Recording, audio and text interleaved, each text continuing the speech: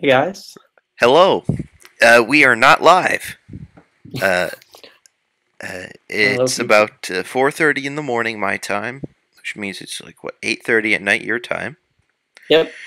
Which means we should have been streaming for about half an hour, but instead I've been spending the time chatting a bit with Steve and chatting a bit with Thomas and submitting an appeal to YouTube. Uh, Apparently, I don't know. Either people had problems with watching a bicycle go around while waiting for the stream to start, or that just happened to be an excuse for people who didn't like my views or the views of any of my gracious guests and decided to troll my account and attempt to get me banned. I now have one community guideline strike, which means that my streaming privileges were taken away. If I get another strike, I won't be able to upload content for 2 weeks, and a third strike in 3 months will cause my entire account to get taken down. So, that's the situation we find ourselves in.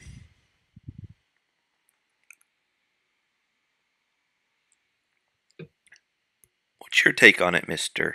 Steven? Oh well. I'm slightly, kind of surprised. I didn't think we got enough traffic to warrant that. Maybe one person really got rubbed the wrong way. And instead of, I'm instead of having dialogue about it or something like that, they just, went to appeal to authority or literally appealing to authority to try to, and now we have to appeal to literally to that same authority. I'm not trying to make puns or anything here. I just am doing that. But Mm-hmm. yeah, instead of having dialogue and or expressing whatever happened to rub them the wrong way, I can't think of anything off the top of my head that was particularly egregious that we said. But Well, they have um, their guidelines, and if all these things violate their guidelines, I'm just going to have to find another platform. mhm, It's not like we can't go stream to something else. right. And, it might even be best to start from the very beginning. I mean, we've only done 8 episodes. This is the ninth. Yeah. To just start from the very beginning and just not use YouTube if we're going to constantly run into these sorts of problems. Because constantly putting out little fires like this, I mean, putting out fires just kind of goes with the territory of being alive.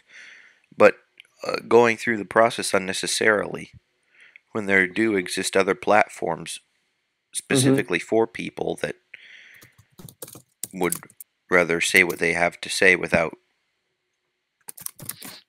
being unduly impeded exist. So that's that. And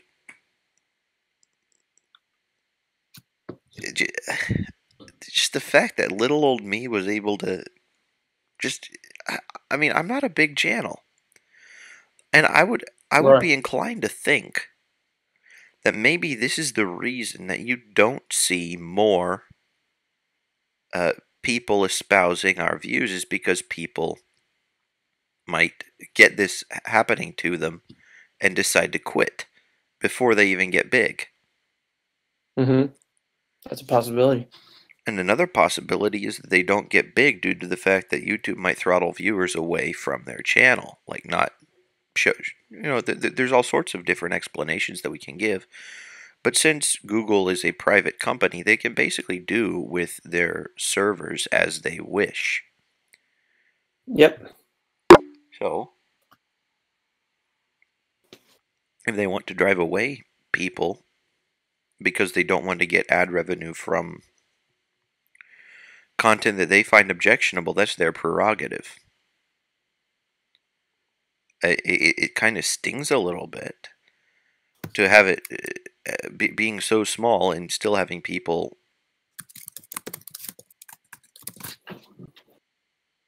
impeding us in that way, but I guess I shouldn't be surprised. Mm-hmm. So, on to better things. There's this lovely piece. It's actually a very old piece. A quote by Marilyn Monroe, and it goes,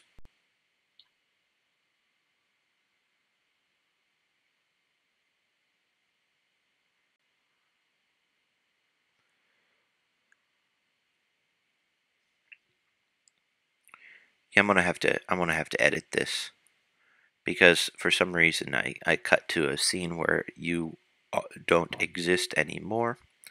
So this whole part right here, I'm just gonna cut out using the video editor. Okay. All right, so I'll go back to, yeah, okay, here we are. 3, 2, 1. This saying by Marilyn Monroe: I'm selfish, impatient, and a little insecure. I make mistakes, I'm out of control, and at times hard to handle. But if you can't handle me at my worst, then you sure don't deserve me at my best. What are your thoughts, Stephen? Well, that seems like a very handy quote to just pop out whenever you are being a dick to someone or just being egregious. So I mean, it seems like that's it. Just I don't know. It doesn't It's not very logically consistent to me. I like to treat others as you would like to be treated. I like that. I think that is a good. That is that is a phrase that makes a little bit more sense. For example, and if I want to compare those two phrases, one is saying basically you can, if I'm being as bad as if you can't handle me being as much of an asshole as I can potentially be to you, my worst, then you don't deserve to be treated well. So, like, that is just so, it doesn't make sense, right? Like, you can, Well, it doesn't make sense. The way I understand it is, it's not even you don't deserve to be treated well. I mean, you may or may not, but basically, You don't deserve my well treatment. yeah. You don't deserve my presence in your life. Right. If you're not going to tolerate me acting like a jerk, then I'm not going to be around, which is perfectly fine with me. If Marilyn Monroe comes to me and says, "Oh, by the way, I'd like to be," I'm single, or married for that matter, but we'll just say that I'm single to get rid of that, that minor little issue that people might think is only minor nowadays. So Marilyn Monroe comes and said, "I'd like to be your girlfriend, but I'm selfish, impatient, and a little insecure, and all these other different things. And if you can't handle me at my worst, then you don't deserve me." Then the appropriate response is, well, okay, I hope you don't find someone, or I hope you do find someone. I don't know. But just that, I guess that means that you've excluded me as a part of your life, and that's probably all the better for both of us. Mm-hmm. Because you're not going to like the fact that I don't tolerate your crap, and I'm not going to like the fact that you dish it out, so maybe we're not meant to be. Right. It's like a girl offering you a sympathy blowjob after she treats you, every couple of weeks just to keep you around so that she can treat you like crap. The other, I don't know, 13 days and 23 hours and 55 minutes. Wow. That's yeah. It's a phrase I've heard, like, so many people's like Instagram bios and stuff. There's a quote people love to use, right? Yeah, for some reason, it's just something people like. They can accept. I don't know. Like, it's really cliche of like how much it's been used at this point, but like it's interesting to see how how ubiquitous it is. Like, it's everywhere. I've seen it so many places.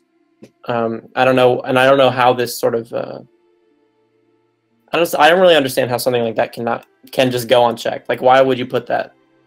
Like, just interpret it. I don't know. I mean, my theory would be that they just aren't thinking, and it just sounds good, and it's Marilyn Monroe, or it went from worse to like, I don't know. Semantically, maybe it has a ring to it.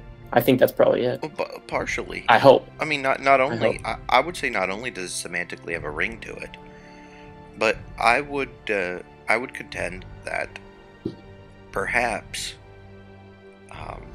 it has another kind of a ring to it, and that is that people like the idea of not having to take responsibility for their actions and still be coddled by whoever's around them. Right. If I can act like crap, if I can not exercise self-control in my own personal life and still be guaranteed that the people around me are going to treat me like I want to be treated, well, that takes all the responsibility away from me and puts it on the shoulders of somebody else to behave like the responsible adult in the situation, whereas I can go around like, what, a 2-year-old with a sex drive. You know, but then if everyone behaved that way, then what we ultimately the situation we would ultimately find ourselves in, and the situation we often do find ourselves in, is that of the two people meet and they have this chemistry. You know, they might have some sexual chemistry, they might enjoy each other's company, their hearts go pitter-patter, and all the rest of these other superfluous physical things occur. And then, in the throes of passion, they, go and screw like rabbits for a couple weeks to a couple months. And then when reality hits and people realize that the other person isn't perfect, or people start seeing the flaws in the other people, you just go and decide, well, that was one experience. Now let's go and pull up the Tinder app again and just start swiping whichever way you swipe. You swipe left or right. I don't use Tinder. Neither do I. So you swipe whichever way you're supposed to swipe, and then try to find someone else in accordance with the same idea that I'll overlook your flaws until my hormones get to be in check, and then I'll, it's just a process of going through people serially. Which is interesting, because if women wind up doing that, then what ultimately winds up happening is they start screwing themselves literally screwing themselves by the time that they're 35 or so, because then they start running out of guys that want to be with them, and the only kinds of people they can find are desperate saps that they rejected in the first place, who probably have, some sort of a decent but not crazy lucrative job, and have a low enough self-esteem due to not having been picked the first time around, so that they're willing to tolerate a whole load of crap, be with an over-the-hill ugly kind of a woman who probably has 2 or 3 kids from her escapades.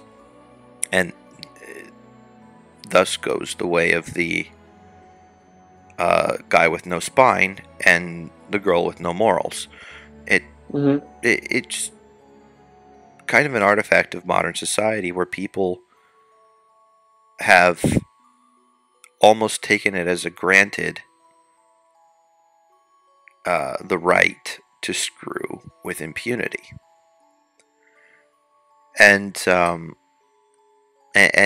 not be noble and not exercise virtue.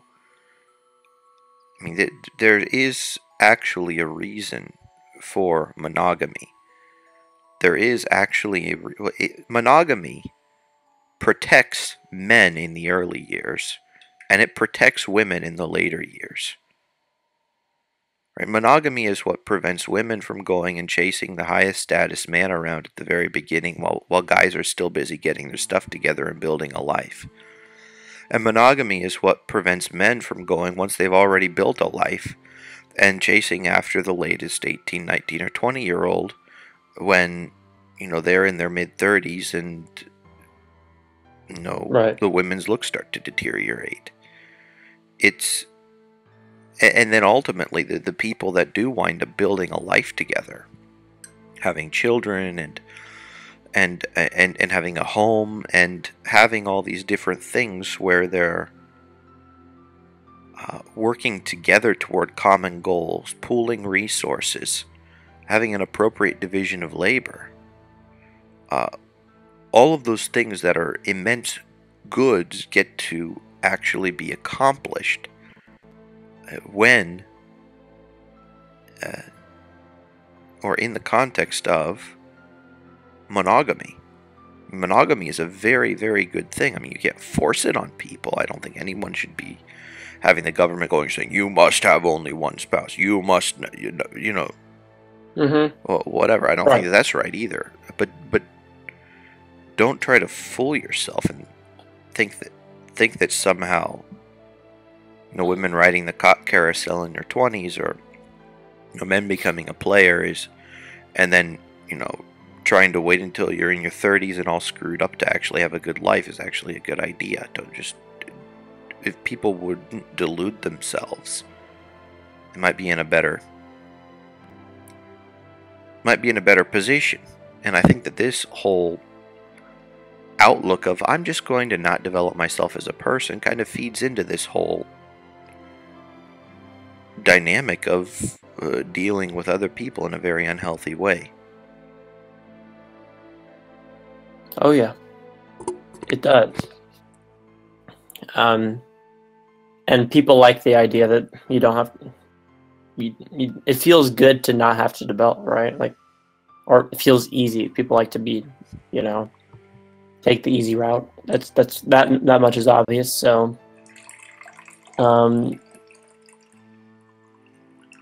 that's. I mean, well, I don't have much more to say than that. People don't want to develop. They don't want to be uncomfortable. They just want to, yeah, what is it? What's the phrase? Have the cake and eat it too. They don't.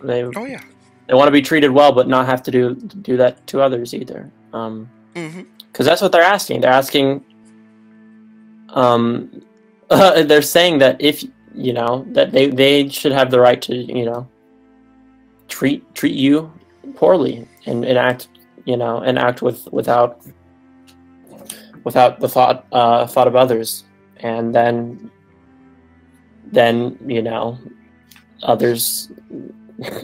If somehow that people who go away from that don't deserve to be treated well by them, like, it just doesn't make much sense. Well, sounds good though. I'd say that lots of this probably takes place because people don't want to grow up. Yep. Growing up, I mean, it's not easy. I mean, it's natural, but it's not easy. Right. I mean, taking responsibility, it's natural, but it's not easy. There are all these things that are parts of life that once upon a time you would wind up having a father that would metaphorically kick your butt. But the father that metaphorically kicks the butt is more and more not around. I mean, that's the reason that people are gravitating toward Jordan Peterson, is because whether or not he's right or left of where you stand, having an older male figure going and saying, get your stuff in order. Stand up straight and take it on the chin and live your life. And especially encouraging young men to take personal responsibility for what's going on. Those aren't as widely propagated in society today as they would have been even a generation ago, or definitely not 3 generations ago, and most certainly not a century and a half ago. Yeah, when life was rough, when life was really rough, you had to worry about Are my kids even going to make it to the age of 5? There were real things to worry about. And you had to take responsibility. Or perish. Now things are so good that outsourcing responsibility to others is par for the course. And taking responsibility is weird and countercultural. Mm-hmm. Which is really cool because now our generation, or especially more yours and those younger than you, are seeing the bad consequences of not taking responsibility, and they're deciding at an earlier age than any of the previous 2 generations in general. Like, of course, there are exceptions to the rule everywhere. Oh, yeah. To take responsibility for their lives. It's edgy now to take responsibility, which is really strange. But, oh, wow. What great-great-grandpa said, that's edgy. He's a real edgelord. Oh, that's funny, yeah. Yeah, no, I feel that as though I'm going to have to think about people. I don't know. When I'm thinking about people my age and younger, most of them is kind of this existential confusion, but I think there's a lot more, because I'm in no place because I don't know much about the other generations because I wasn't a part of them and I haven't really paid much attention. But I don't know. I think people treating others well is I think it's valued among people my age and younger. Like, as far as and I've used this example, but I don't see people my age being dicks to like servers and like in like in food and in food service or something. I don't see them overreacting and getting all mad and stuff and yeah. So, but I do see a lot of mental health problems at the same time, and I think that sort of, I don't know. I have no really real developed thoughts on that, and I don't want to I don't want to rely on my tired Annie to go for it. So I'm gonna just leave it at that. Okay. Well, it's interesting because I think that some mental illness things are actually causes for concern, and then others, well, they might not be so much. Right. I mean, if we look at it from the perspective of evolutionary biology, all sorts of things like ADHD and bipolar, especially, both of those. I mean, being bipolar is kind of a little bit slightly more extreme version of people being able to go and hunt and fish and preserve things and build things and do things during the summer in order to be able to prepare for the winter or the spring, summer, and fall, in order to be able to prepare for the winter, where they would just be kind of in a semi-hibernative state. Yeah. I mean, there's nothing bad there's nothing inherently bad about that. But, yeah, and I like Thomas West. His answer on Quora has a lot about neurodiversity and etc. It's his pinned answer on Quora. So the question was, what would be the purpose in life for psychopaths compared to normal people? Do you have that one pulled up? I can pull it up very quickly. Okay, well, I'll begin reading then. He says, I'm not a psychopath, so I cannot respond directly to this question. However, I might be able to provide some insight into neurodiversity that may be a bit eye-opening. Mental illness is a topological problem. What do I mean by that? In mathematics, topology is a fundamental concept that states that with some problems, it's not the properties of the shapes that matter in solving the equation, but in how those shapes relate to each other. I would highly recommend you read a book called A First-Rate Madness by Nasir Qaimi. It does not deal directly with psychopathy per se, but rather shows the budding awareness, the rumblings of a perspective shift, where those in the field smart enough to realize it have started looking at societies where mental illness doesn't exist, and realizing that perhaps we should try to study what works, instead of simply assuming variation from an arbitrary norm means illness. My experience of growing up in a traditional tribal society taught me from an early age that what we call mental illness in the modern world is a valued form of diversity in tribal cultures. Psychopath, warrior. So bipolar, shaman, empath, healer, autistic, toolmaker and lodge builder, genius, chief, etc. Genetically and through an evolutionary biology lens, this is a more accurate interpretation of human neurodiversity than is provided by modern psychology. There is little in the way of maladaptive behavior either, when in a tribal mode with a traditional upbringing. This is because each type of human was there to balance out others in the tribe.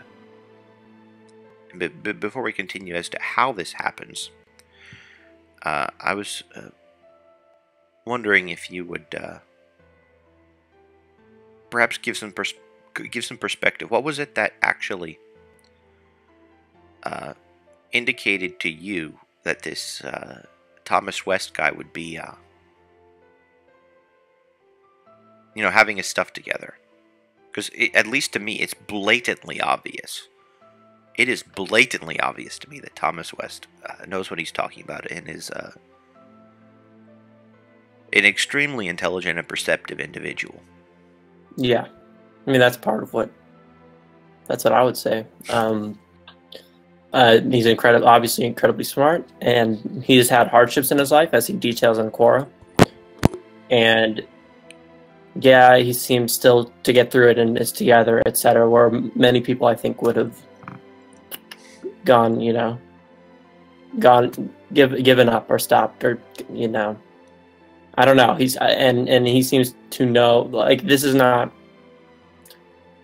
I mean, obviously the answer is well written, and it makes quite a bit of sense. And he's obviously someone who's done research. Doesn't come across as the ramblings of someone who's just coming up with conspiracy. And he's obviously super incredibly intelligent. So all of that, plus how coherent it seems to me, really opened quite a bit of my, opened my eyes to a little bit a different way of thinking of this sort of thing. And then I've seen studies and stuff that sort of confirm parts of this, so etc. Mm-hmm. What's interesting is I recently got the book of First Rate Madness. I have it here in EPUB form. I didn't buy the actual physical book, and I didn't have a chance to read more than a few pages into the introduction, but already it seems that the context and the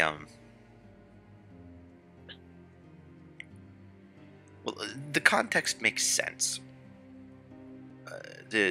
Or rather, the context makes the rest of the claims make sense. So his answer seems to, on a fundamental level, be rooted in reality.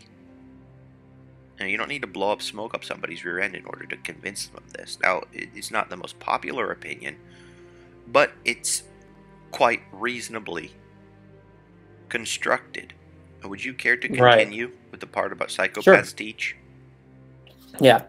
Psychopaths teach you how to think clearly and conquer your fear. Empaths teach you to connect with others and feel their pain. Cognitive empathy is trained from early childhood in warriors. Bipolar people teach you to broaden your mind and think in a nonlinear fashion, how to see the world instead of just experience it. Autistic people teach you to act with precision, be patient, and industrious. The genius is the combination of all types of human, in varying degrees, into a single one. He was the chief because he balanced it because he was balanced, and it was his job above all others to remain harmony because he or she could see all perspectives and synthesize a solution. That's a limited example, but it serves to illustrate the cultural context I grew up in. Another thing to note is that bipolar people are better at integrative reasoning than any other type of human, and that is why the shaman always had the ultimate say in times of crisis. Her social structure is focused on balanced and harmonious relationships between types of people very similar to East Asians, but without the paternalistic streak Confucius left the Chinese. The reason for counting coup was to keep your psychopathic folks from getting too bored and creating issues. A warrior could be killed or exiled for an act of aggression without leadership permission, for instance.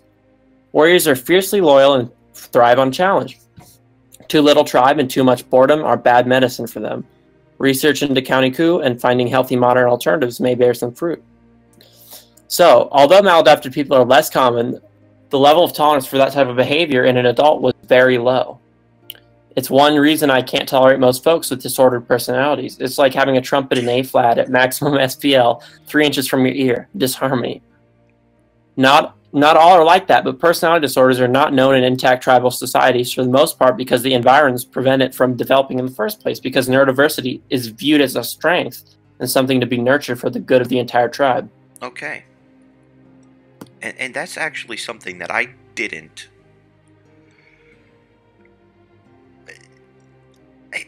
or rather, I did realize about my own upbringing, but didn't realize that it wasn't ubiquitous, or just because it was treated as such a normal thing. This whole way of integrating into society. To give you a bit of a background, my mother is a special ed teacher, and my father is, well, he's in IT. And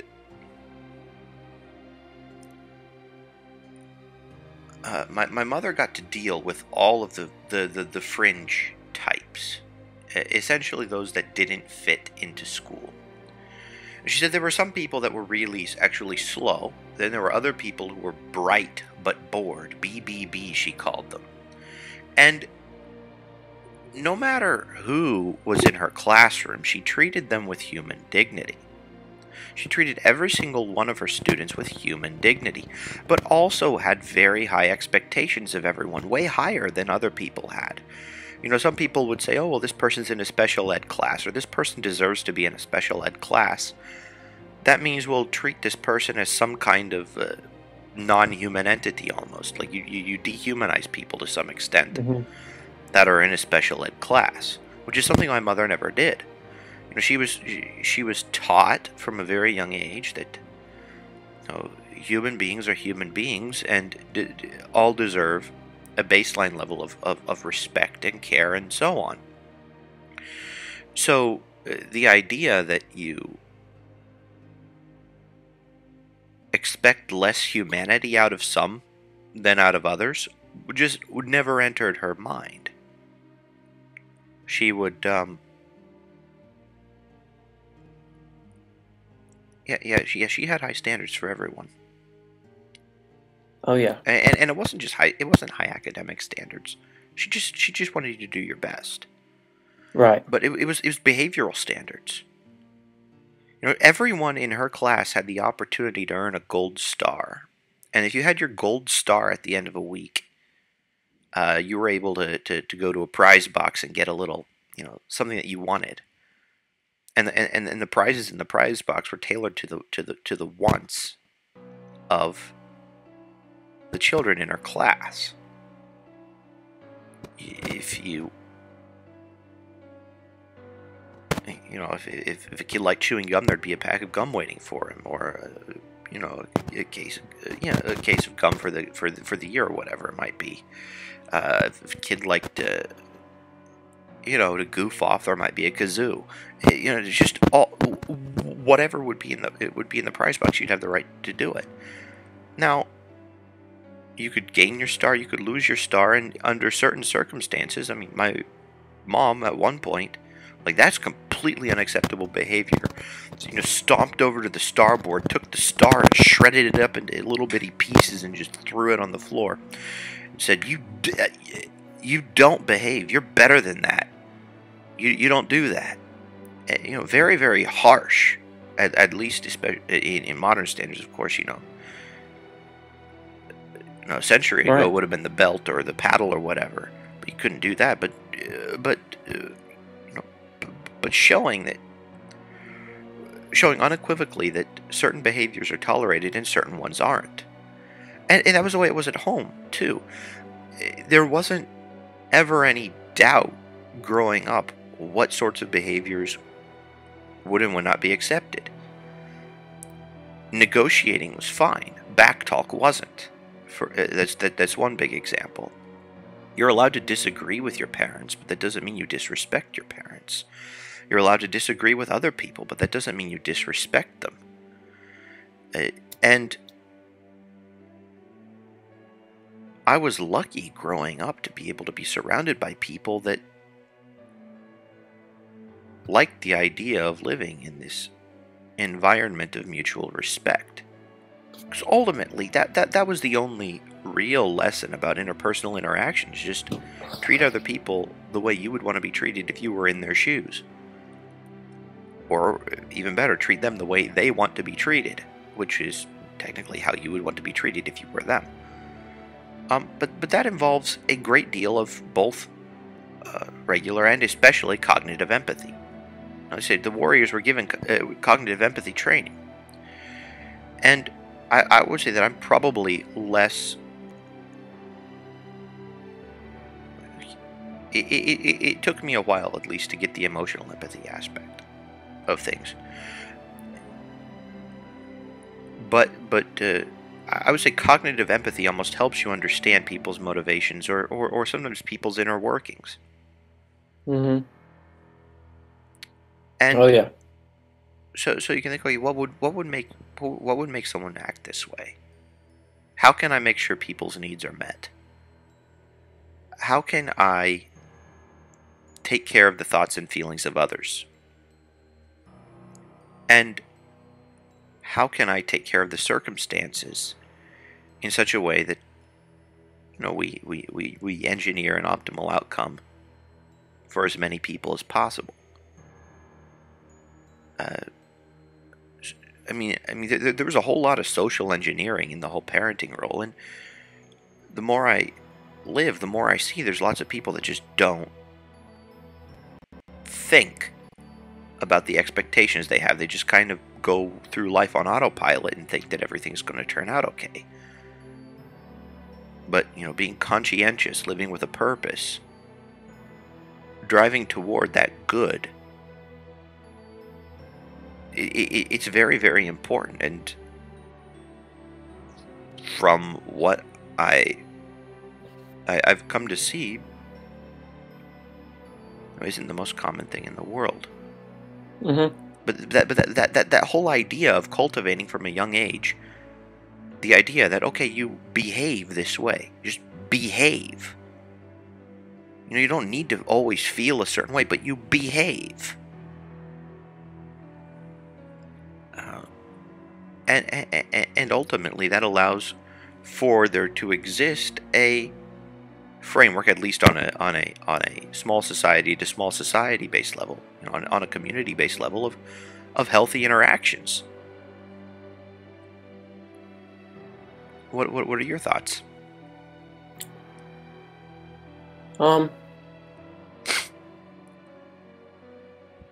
I would tend to, of course, agree, but I'm thinking of my experiences in school, and it didn't. I just allow me to gather my thoughts. I don't think many people think that much about the future, and I don't think everyone thinks about. Well, I don't think I actually know. A lot of people don't think about anything outside of themselves, as far as when it comes to dealing with other people. And I don't know. It just, especially if you are someone in the school who like would not like quite fit in, right? Or um, is quite different in certain aspects.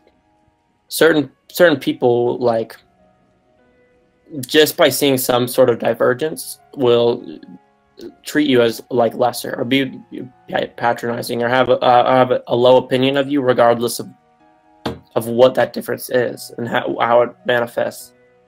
And especially if someone who they deem as different and they deem as not not not worthy of success, for instance, succeeds, if that person does well, people hate that. They absolutely hate it. They don't, and so yeah, I mean that's one sort of example, but in general, people don't do things. I don't know. People don't do things with intent. I think you should do everything with intent. There should be, when you interact with someone, there should be intent. You should be, of course, treating them, listening to what they're saying, evaluating how they're feeling, etc. And you know, if you can and you like them, and you want to see them succeed, helping them reach their goals too, etc. And helping, and being tolerant of the differences they may have from you. And and not only tolerant, but many of these differences are actually advantages in certain contexts, and thinking about that as well. But people don't just doing things with intent does not feel like something that people I know do very often, and at least in my age group. The intent is just not there. I know I'm the first to admit I did many things with no intent. In fact, I did lots of things with any intent because I felt like they felt like, oh well, it doesn't matter. This doesn't matter. I can do this. I'm still doing well over here, etc. Because I'm above that, etc. Something like that. And I don't think any of that is positive thinking at all, or good. But yeah. Well, you're a few hundred miles away, but you live an awful lot closer to my grandmother than I do right now, and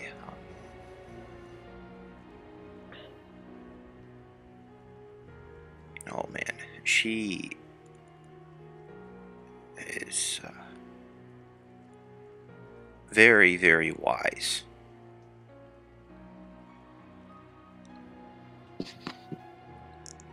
The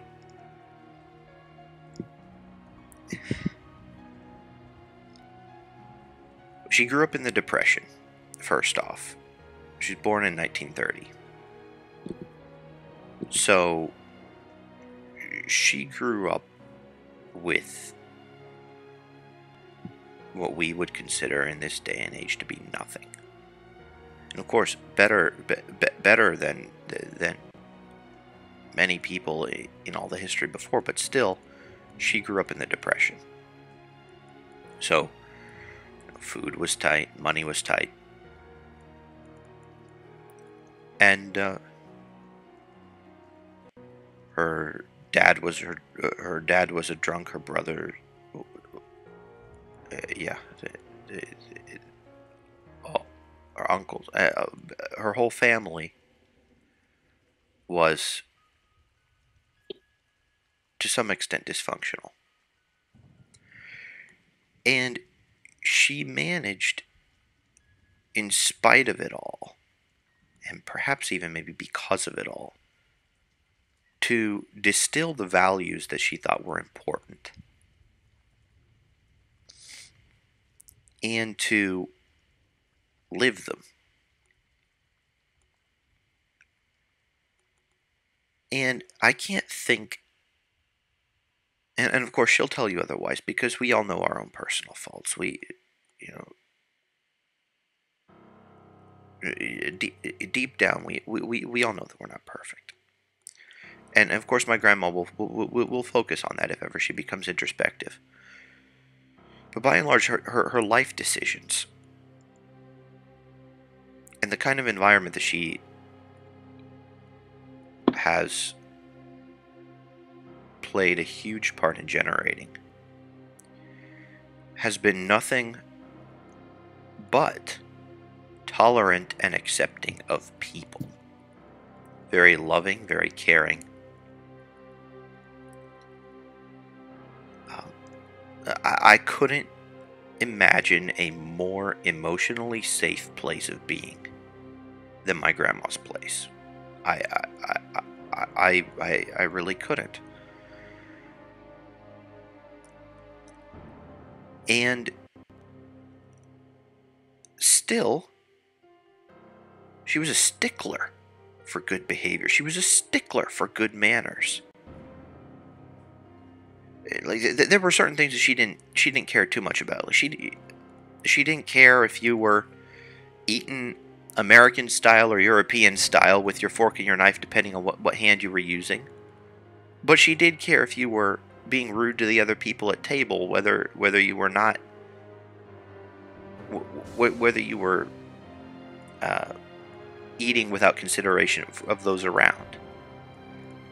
No, she didn't care if you were expressing your view. But you better express your view in such a way that you're considerate of those who are around you. And if I could distill it down to one word, it would be considerateness. Being considerate of other people. She said a lot of harsh pill. She gave more hard to swallow pills than almost anyone else that I knew growing up. But still, no one could deny her goodwill. And I can't think of anyone that hates her.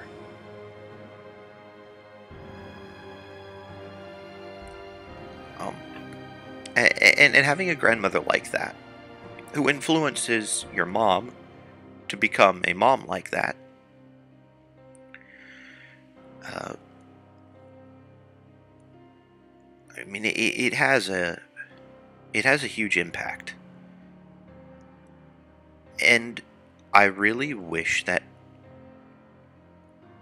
our household and the little glimpses that people might get, through YouTube or through dropping by our place for a bite to eat or whatever it might be, could espouse those values too.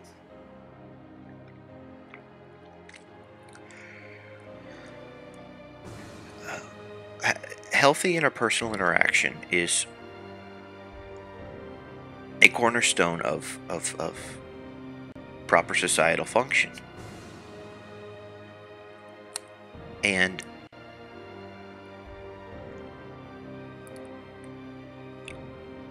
minimizing it or saying that somehow my humanity matters more than yours is a very bad path, a very dangerous path to travel if you actually care about the health of the community. Oh, And yeah. it seems that Thomas West also grew up at least having the right kind of an idea of the way things should be. I mean, he has on his profile that he's a husband and a father and things of that nature. There's absolutely no way he's not going to be a great dad. He has the right basis for the decisions that he's going to be making.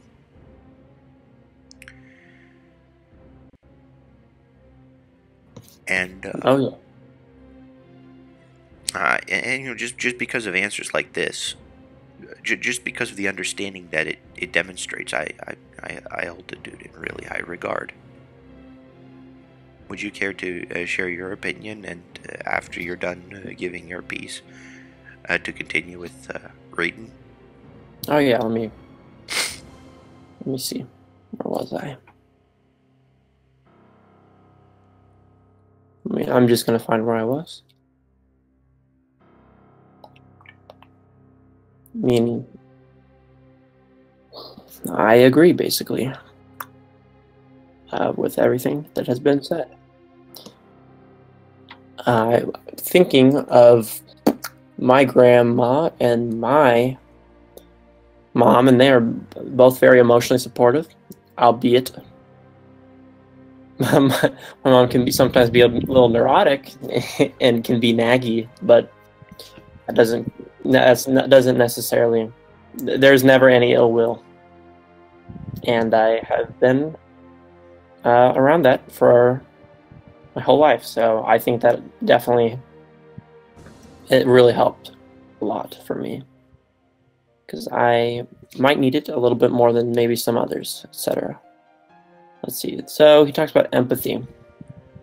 Yeah, empathy is another thing that deserves discussion in the context of psychopathy. Sometimes trained cognitive empathy is more accurate and more reliable than actual effective empathy. Why? To ensure group survival, sometimes people need a kick in the shorts, not a shoulder to cry on. And learning when to and when not to express empathy is a very critical function of maintaining individual and tribal emotional health. Another thought worth mentioning is that in my own culture, it is known that the relative proportions of types of humans born would vary by the needs of the tribe. If food was scarce and major change was needed, more manic depressives and geniuses would be born. If the tribe was under attack, more psychopaths would be born. If a disease or major trauma occurred, more empaths would be born. If times were good and lodges and tools needed, more autistic folks would be born. I think this may actually be a deep and very ancient tribal understanding of the role epigenetics and environment play in human reproductive strategies and child development. We are a product of our environment, and when viewed from an evolutionary biology perspective within a holistic human bio/psycho/social model, our modern government objectively sucks. Our environment, not government. What is that? A Freudian slip. Yeah. In some ways, being in the chief, or what we currently call exceptionally or profoundly gifted category, is worst of all. You live your entire life from the moment of birth compelled to identify and fix disharmony in service of others. Imagine living with the mental clarity of a psychopath, the breadth of awareness of a manic depressive, the emotional depth of an empath, an inborn compulsion to bring harmony and order to your surroundings, and a shitload of disordered neurotypicals playing the emotional equivalent of every metal song ever written, layered on top of each other at a pain-inducing level of sound pressure. This is why so many EG/PG people from disadvantaged backgrounds end up failing to accomplish much or just going crazy. It is overwhelming, and if you do not learn how to filter and mask, you will have a hard time of it. I prefer the company of well-adjusted psychopaths, empaths, Aspies, autistic people, or at least folks of that temperament, because it's not like having an emotional klaxon 6 inches from your face. Finally, I would challenge the assertion that psychopaths cannot feel emotion. They may not have empathy or fear, but are wired for excitement, curiosity, and loyalty. It may feel unfamiliar to a neurotypical, but to me, those are emotions. Purpose-specific and highly useful in the right situations. To say that a well-adjusted socially functional psychopath has no emotions, or that someone with bipolar disorder cannot control their emotions, is a logical non sequitur in my culture. They are different types of human with different neural architectures that are purpose-specific and meant to ensure the survival of the tribe.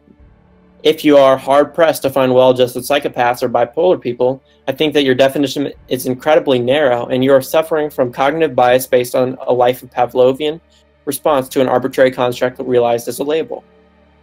Likely as a result of indoctrination into a discipline that smears the beauty of human neurodiversity with the Jung-encrusted Freudian feces of reductionist Pareto-distributed statistical analyses, trying to solve a topological equation with an abacus and charcoal pencil.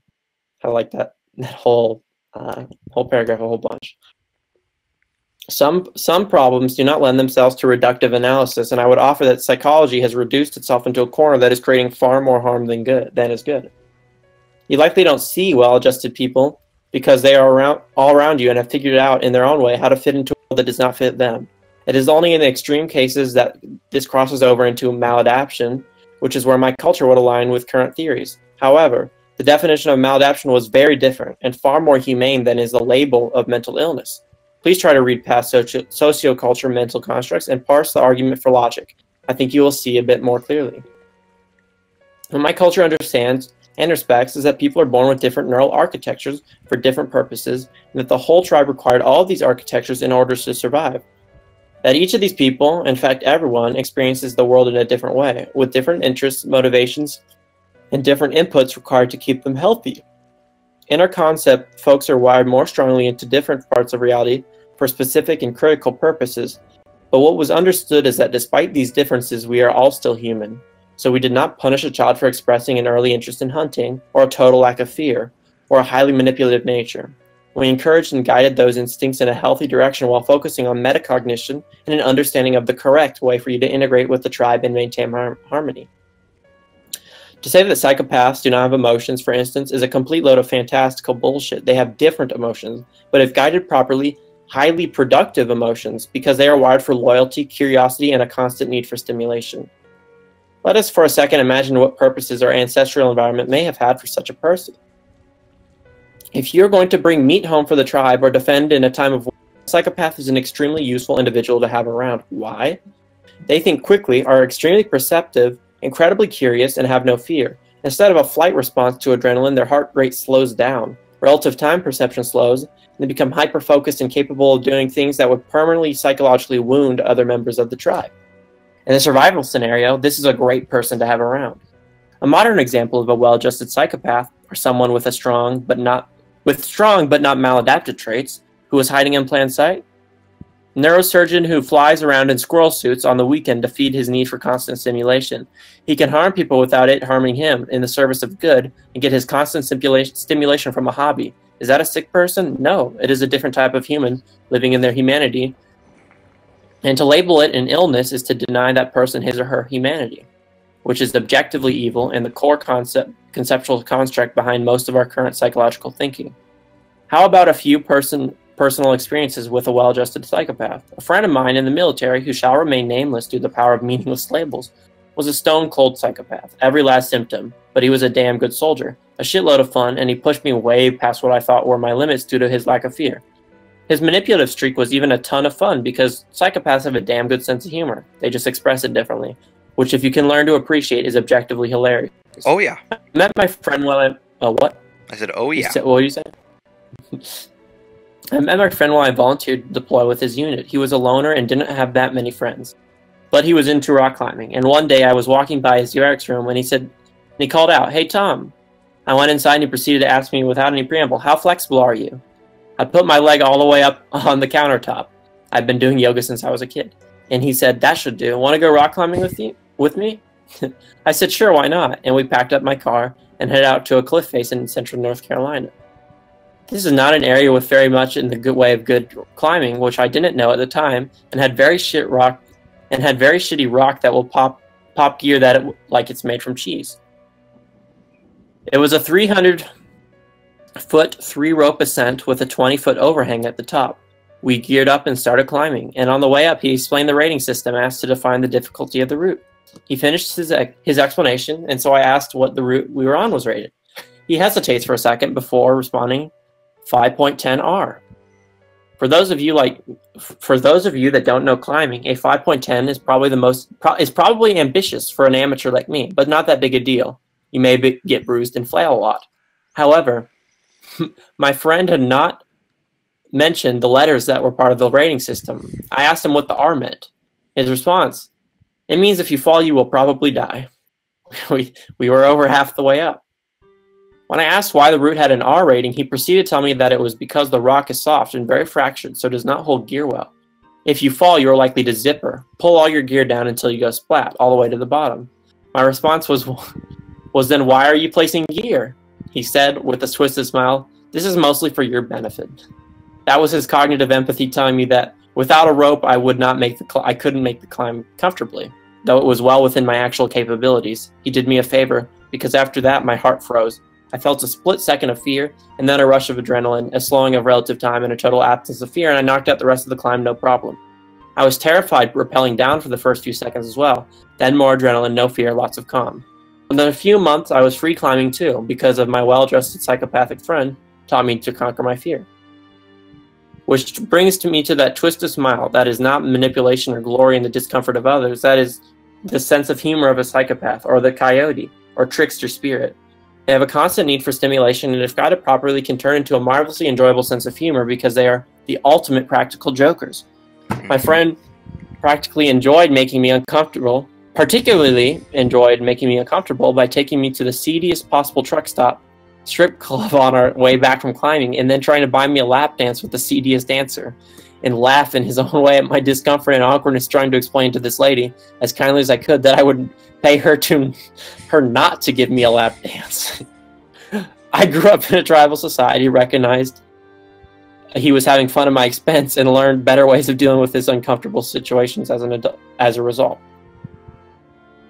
Practical joking is a constant activity in a tribal society. It keeps people humble with humor, and having a well-adapted psychopath around can keep the whole tribe more stable. Guide them from early childhood to wire their need to get a stimulus response reaction from others into a humorous and playful behavior.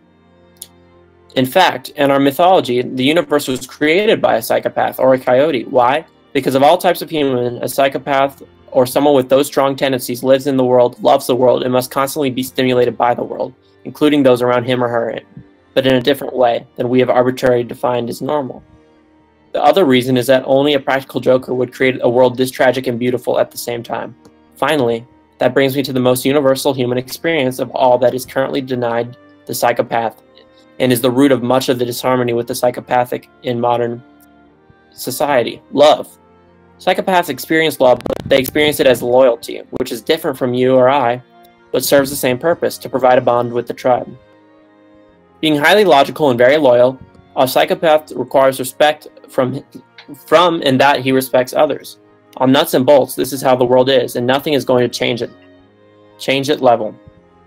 If you can earn the respect of a psychopath, they will never betray you, probably die for you, because you have earned their love, loyalty. That being said, if you betray their loyalty, if well adjusted, will likely just stop talking to you and cut you out of their lives completely, because it hurts, just like having your heart broken, but in a different way. Loyalty is what binds these people to tribe, and in that sense, it is love in function, if not in name. That friend also saved my life, and also the lives of a number of others. Not directly, but what I learned from him and how to control my adrenaline response circuit in a moment of crisis. I was coming into a 9-time confined space, landing in the mountains of North Georgia, training ranger candidates in medevac missions. As the crew chief, it is my job to remotely fly the aircraft into the landing area because the pilots cannot see the aircraft and I can. As I was leaning against my restraint strap with only my butt on the edge of the cargo floor calling the landing, the adjustment buckle that holds my restraint to length snapped, and the Army being the Army, they only have one size, big enough for a Chinook. So the next thing I know, I am ass over tea kettle upside down at least 20 feet below a hovering helicopter in the middle of the night with trees a few feet from the tail and main rotors with pilots who can't see shit. Not a good situation. Luckily, intercom cords are the same length because my pilots heard me go quiet for a second, asked me if I was okay. Yes, hold on, repositioning was all I said. I used my fear control and skills learned climbing to twist, wrap my legs around the strap, do a complete 180, sit up, climbed up, and was back in the aircraft, calling the landing in less than 20 seconds, with my pilots none the wiser. Later at the bar, after the training cycle was over, we were having a beer with the instructors, and someone asked if I was the guy who fell out of the aircraft. When I sheepishly admitted yes, I was treated like a hero, because, to quote, "That was the most high-speed, graceful Cirque du Soleil shit I have ever seen. You fell and were back in before I could freak out, calling the landing and complete the mission. Damn good job, soldier." The best part was my pilots, two amazing ladies that will always have a place in my heart, were dumbfounded and shocked. It happened so fast that they never noticed a disruption to mission flow, and I never thought to bring it up. I just went and got a new strap. If that instructor on the ground hadn't been looking up under NVGs at just the right moment, nobody but me would have known it had even happened. It was that fast. I could have just as easily frozen, which likely would have killed me, my pilots, and people on the ground due to the extreme confined space environment. My psychopath friend made me feel like a hero that day and saved a lot of lives, because he taught me that sometimes fear is not appropriate, how to provide the correct response when it is not, and grace on the end of a rope above a plunge to certain death. In other words, how to control and channel your fear into an adrenaline response that will let you do things that you look back on 20 years later and say, damn, I did that? My friend and I parted ways when he called me desperately bored from Afghanistan and asked me to send him some magic brownies. And I declined because I'm a law-abiding, and in so doing, betrayed our bond of trust, broke loyalty, and we don't talk anymore, though I still think of him as a friend. People with psychopathic tendencies, clinical or not, need guidance during development to integrate properly with other people, just as any other person needs training in how to interact, just a different kind. My friend was not perfectly adjusted. He tended to act out when bored, and that is a danger for them because they have a neural architecture that requires certain inputs that are not being satisfied in maladaptation as a result. What you call mental illness, I would call a social illness, where we have lost touch with and acceptance of our diversity, and it is harming not only individuals, but some part of our potentially productive individuals and society as a whole as a result. What did I learn from a psychopath? How to use adrenaline appropriately, fight or flight control, how to deal with uncomfortable social situations, how to be humble due to both of the above, the value of loyalty, how to survive in a high pressure situation. To call a psychopath mentally ill or inhuman is retrograde reductivism bullshit and the result of a steaming pile of cultural norms with no basis in fundamental data, and most of all, evil. The data is starting to support this as well, but a large perspective shift is required. In some ways, what we call the mentally ill are some of our more specialized neural architectures with a stronger epigenetic memory of their purpose, who are behaving according to that purpose and being punished for it, rather than guided and developed towards a healthy, harmonious relationship with the tribe. So my recommendation, seek out and befriend as many well-adjusted psychopaths, sociopaths, paths of any kind, bipolar, empath, dumb, smart, doesn't matter. You will become a more well-rounded and complete human due to absorbing their unique perspectives and understandings. At least that is how I was taught. Avoid the badly disordered. They will seek to harm you. There's a reason we have a concept for evil that is usually a socio-cultural pressure that moves people into maladaptation. And okay, why we have a concept for evil, and it is usually a socio-cultural pressure that moves people into maladaptation. That being said, this is where learning appropriate empathy comes into play. You cannot let your empathy lead you down a path of destruction due to someone else's demons, regardless of where they came from. To obtain understanding, one must first obtain experience, and that includes the experience of negative emotions like fear. All empathy is cognitive empathy, infallible without reference to a personal experience of pain. If you protect a child from others, you are not helping them, but rather teaching them neurotic weaknesses of valid life philosophy. Instead, build confidence, teach conflict management, and how to fight when necessary. To be a balanced human, we need to understand, and therefore experience fear, suffering, loss, pain, and torment. Because without these, we are weak. This is why so many native rituals are centered on deprivation, suffering, loneliness, pain, and copious amounts of fear. When you toe the edge of the cliff repeatedly, it becomes less scary over time. With experience, you learn that uncontrolled empathy is as dangerous as uncontrolled rage and often does lead to even greater evil. Most people who consider themselves emotionally evolved are on the wrong end of the Dunning-Kruger horseshoe. But yeah, that's it. That's the whole thing. It's a very, very, very good piece. Oh yeah. And the reason I say that is because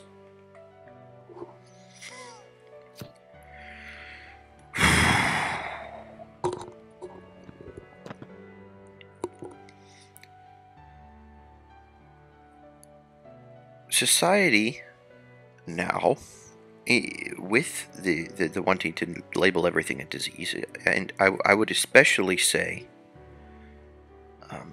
ADHD is a big one. It's a huge one.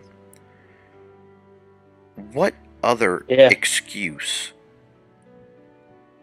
do people have for synthesizing amphetamines and giving them in massive doses, mostly to boys?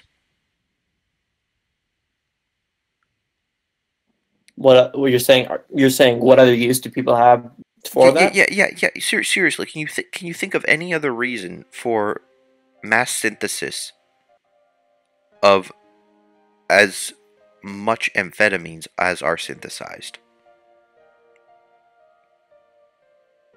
Um, I mean, to Why? me, no.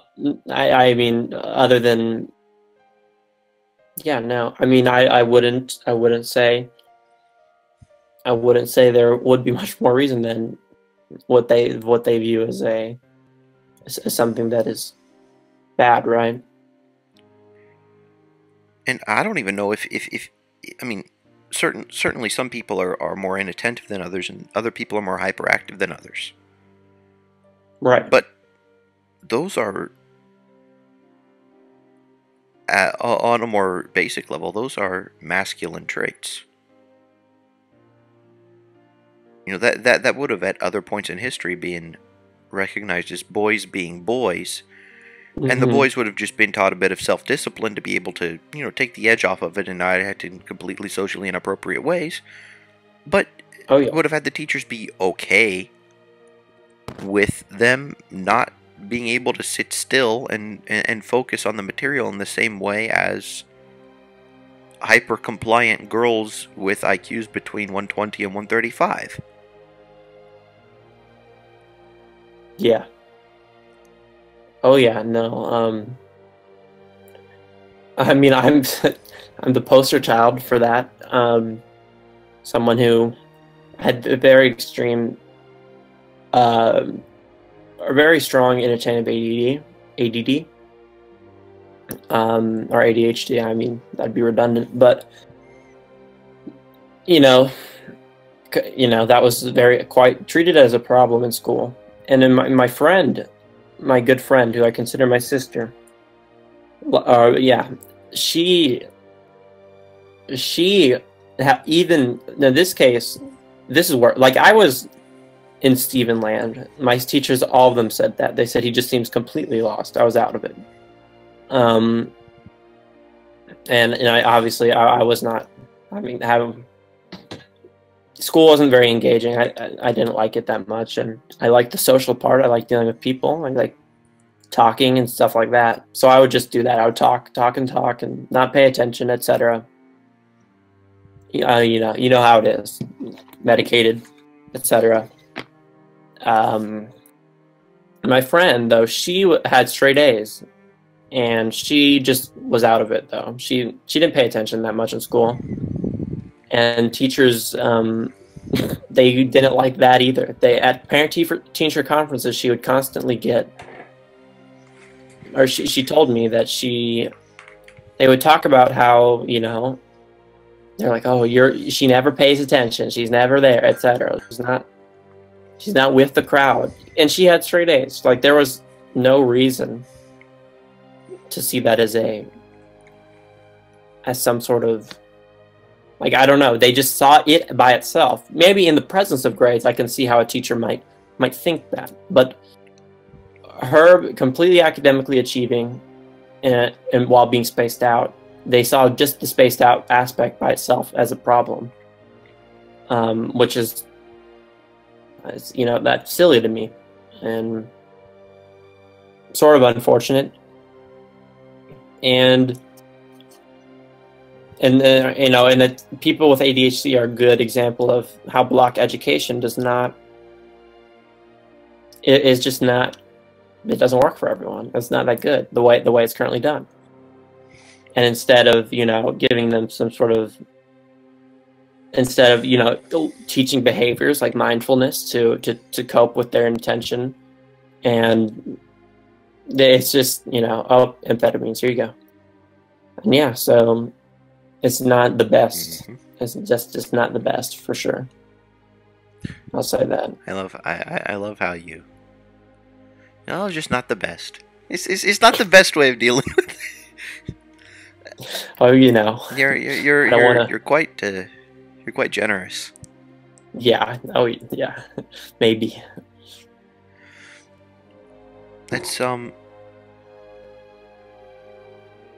That's It's a very it's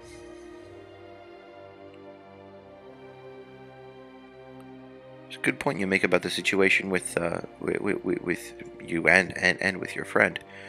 The whole inattentiveness. I would guess that the reason for that would likely be because people would value the cognitive equivalent of having everyone walking in step, doing the goose step walking from A to B at exactly the same pace. Oh yeah, I could not go from A to B in that way. I was a different. I learned in a much different way, much more intuitive. I liked, oh, here's a problem, solve it, that sort of thing. Here's and I'm betting when you were given him information in that way, you didn't have any problem focusing at all. ADD. No. Yeah, exactly. Yeah, no, I did not. So if things got monotonous and boring, yeah, I just tuned out completely and went to Stephen Land. That's much more interesting. And well, yeah, you get to be you get to make your own determinations there. Exactly. I have control over that place, and it's as exciting as I make it. And your imagination, exactly. Your world, your rules. Right. Exactly. Now, if people would have engaged you on an imaginative level, let's play a little game. Let's imagine a scenario. All right. And then you imagine that scenario, and you throw in all the relevant information. Kind of like we did that one time when discussing economics. Yep. I don't recall if we did that on stream, but I know we were talking. Okay, well, what happens if Warren Buffett sells all his financial assets and burns the money? What happens if the 100 richest people in the world sell all their assets and burn the actual physical money? And talking about the purchasing power and all the rest of that sort of a thing. Yeah. I mean, you didn't burn anything of actual value. You never burned anything of any value at all because they sold the financial assets. Now you go and burn down. You burn down the Coca-Cola company. Well, there you actually you burn down all their facilities. Yeah, there you actually destroyed value. Right. But tell me how many people go and write an economics test of, say, okay, write an essay about what would happen if all Coca-Cola shareholders sold their shares and burnt the money, versus if we went and burnt the Coca-Cola company down to the ground. I mean, that would show somebody understood at least something about economics. No, tests and tests are not engaged, and tests are not designed in an engaging way at all, and schoolwork either. The homework is drudgery. It's just terrible. It's really boring. Like, holy shit. If you don't learn crap. You learn how to see what they said and then say it again in ways, essentially, and you don't learn how to think. And I was lucky enough to be able to think regardless of what the hell my teachers did. I never paid attention to any of my classes. I haven't ever. I'll say that. There has never been a class I've sustained attention for. In any. I mean, yeah, no. I've always taught myself or just figured it out. And I think that's a good skill to have that many of my peers don't. If they didn't get something from the teacher, they were hapless. Completely hapless, and they couldn't read a book and understand. In math, people are like, well, how do you do well if you're out of it? How do you do well? Well, I figure it out. I try to figure it out, and if I can't, if there's something that you literally need to learn something new, I just look in the book. I'm like, oh, well, that makes sense. There we go. So self-sufficient learning was something I just did, but or I had to use myself as my resource, and I had to engage my own brain because when people feed things to me, I just like I need to make those connections myself. Well, I that's the equivalent of taking a funnel and just pouring. Sure, you might be yes, able to take it, but there's no way to treat a human being. no, let the human being pick up the glass and take as big a sips as they want. Or take a break Um, if they need to. and that too, exactly. Put the glass down. Think about it. Taste it. Taste it. For think about the water, or the analogy. Here's Um, a piece. Uh, it's continuing John Taylor Gatto's book. Essay number 5. This is from the book The Underground History of American Education by John Taylor Gatto. He wrote this, I think it was well over a decade ago, and it still resonates to this very day. He was square inside and brown, is the title of this essay. Barbara Whiteside showed me a poem written by a high school senior in Alton, Illinois 2 weeks before he committed suicide. He drew the things inside that needed saying. Beautiful pictures he kept under his pillow.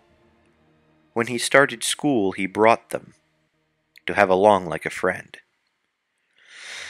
It was funny about school. He sat at a square brown desk, like all the other square brown desks, and his room was a square brown room, like all the other rooms, tight and close and stiff.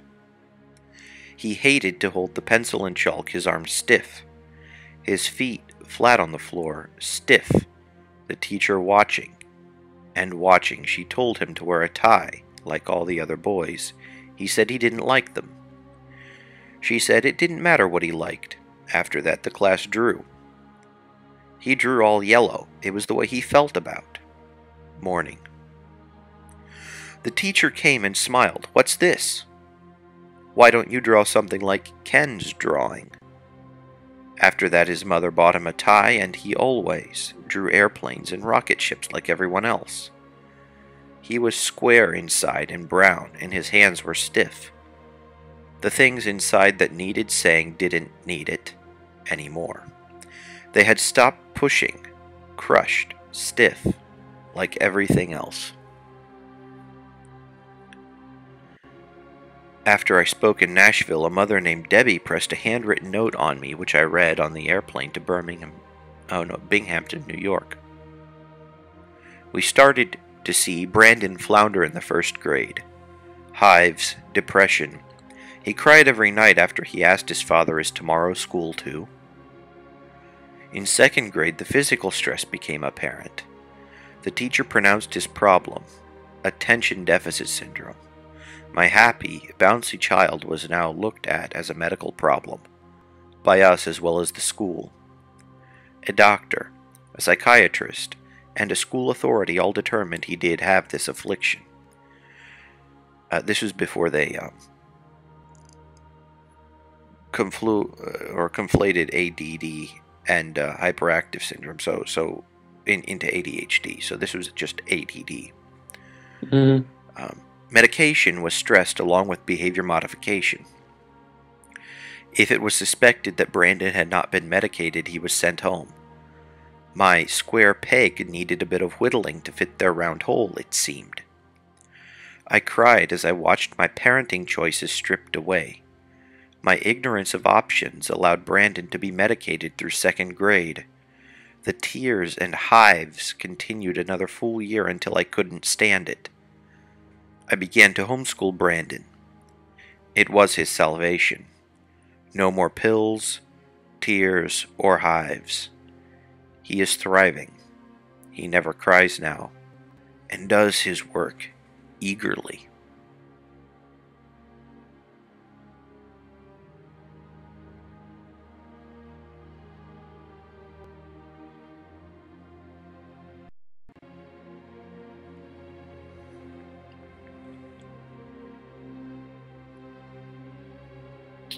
So is that the That was the essay.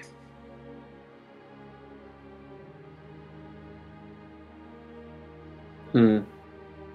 Yeah, that is. And this person committed suicide, Brandon.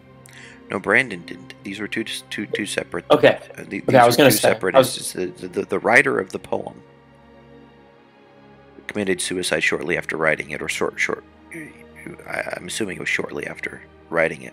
Right, 2 weeks And then the after. other, and then the other, and the other instance was when John Taylor Gatto was touring around the United States and other places after having quit. Mhm. It was just getting a letter from a parent. Right. The, Yeah, that's Mhm. pretty. Yeah, that's similar. Like that's what schools want, and it reminds me, they that pressure to conform. Um, so I'm just thinking about all the instances. I'm thinking about each grade, about times that I was personally was sort of, when I would rub teachers the wrong way, etc. And they're like, "What you're doing is wrong," or "Don't do that," etc. Whether it be that time when I was learning algebra, and it's, "Oh, don't ask questions. You're confusing people." Like, they want homogeneity of thought. They don't want someone going out of the box, and, oh, that's too much to deal with. That's, outside the scope of the rubric or whatever. I don't know. Not that's outside their pay grade or whatever. My calc teacher in senior year, um, he really didn't like me, and I was kind of an ENTP dick to him. So sometimes I didn't really respect him at all. So I just didn't listen to what he said, and he was too weak of a person to do anything actually besides complain. So it didn't matter. But he was like, "You can't do this. You're not going to be able to do this. In college, blah blah blah." He'd say stuff like that. He's like, "Oh, college won't be like this. It's always college," and then, I would, he would like mark in, like, my work was different. I worked on math differently than because I didn't do practice problems and I didn't pay attention really. I just would solve the problems as best I could, and so I was going all over the place in my work, and I would come to the right answer, and it's like, "Oh, your work is unclear," so taking off points, or like I did U subs in my head, for example, in calc. I just didn't write that down. I didn't want to write that whole little thing down. And you left this out, points off, etc. Like, it's not. It's So and U and substitution. That's when you're doing some sort of an operation, and then you convert something to make it look like something else, right? Or yeah, is that where you take a whole argument and then just call that one argument U, and then you yeah. operate on that argument separately from the whole, and then you throw it all back together in You the end? operate with you, and then you plug your old argument back into you, Oh, okay. what you said it was. Yeah, and so it makes it easy to deal with. Yeah, so you just pick whatever it is that you're going to remove from the thing, and then you just don't write anything down. That's it. Right. Okay. Exactly. And I would. I suck at explicit things. I suck with details. That was a way for me to remove a detail. Just store it as a concept and not write down the U transformation. I could do that much in my head, and writing it down, sometimes I'd get distracted, and I would slow down my work when I would work with the details. I did a lot of stuff in my head and then just wrote things on the paper to keep track, help aid my working memory. It was obvious I wasn't cheating. I wasn't copying. There was no. So Yeah, that no that one was argument. doing that, and there was nothing you could have. No, No, it exactly. doesn't Like work the that way. argument. That argument. Um, that argument would have just is stupid. Like, no one else was doing that. Like, it was obvious. Kids knew that I was clever. He knew. It's not some, like, it was no secret. I wasn't cheating. Um, like, and he just, you know, It was unclear, though. yeah, it Like, was, yes. did you write down what U was and what DU was, or just either, or just simply what U was, or did you do even you didn't even Yeah, write no, that down? I would write, well, I'm pretty sure I probably wrote U equals this, and then I just didn't And do then you much just did. else. Okay, well then I don't see Yeah, why there would be any kind of a problem whatsoever. yeah. No, I don't either. It wasn't, I didn't like just, it didn't just transform into the right answer. I said U equals this. I mean, But, technically, you don't even need to do U sub. That just makes it easier. right, right. And, yeah, no, and then there was this one problem where I reasoned, like, I took an algebra shortcut because I recognized that the numerator, what was it? I recognized that the denominator did not matter, and I just had to set the numerators equal to each other. So I just fucking disregarded the denominators. I didn't do any, like, you know, cross multiplying it stuff, and I just worked with the numerators, and I got the same answer. I wrote down the answer in a very clear form. I was like, okay, well, it's in, you know, increasing up to this point, up to 2, and after that it's decreasing, etc., all the way to infinity. I literally wrote like the range, everything, and he counted 2 points off, like no reason. Like I had the right answer written in the correct way, just took points off. And this was a test that only I had finished in the class. I was the only one who'd finished, and I got all the answers right.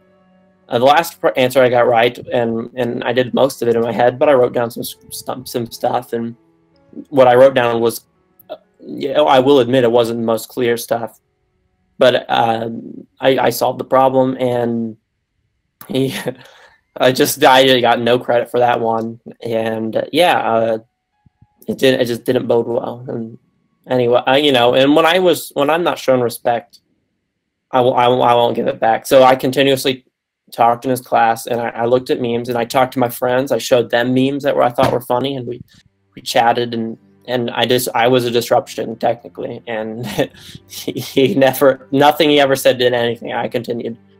So yeah, I mean, so that might be immature of me. It is immature of me, but you know, It's whatever. also normal ENTP behavior.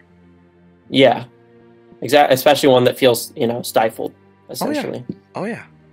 When we feel, as an ENTP, when you feel stifled or controlled, you will, like, I mean, when I pull, you know, sit in the back, pull the hood over my face, and shout out the answers.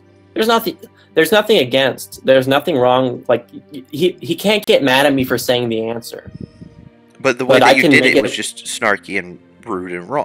Well, wrong for that particular scenario. But then also the fact of the matter is you were put into that scenario in the first place due to having to play a stupid game.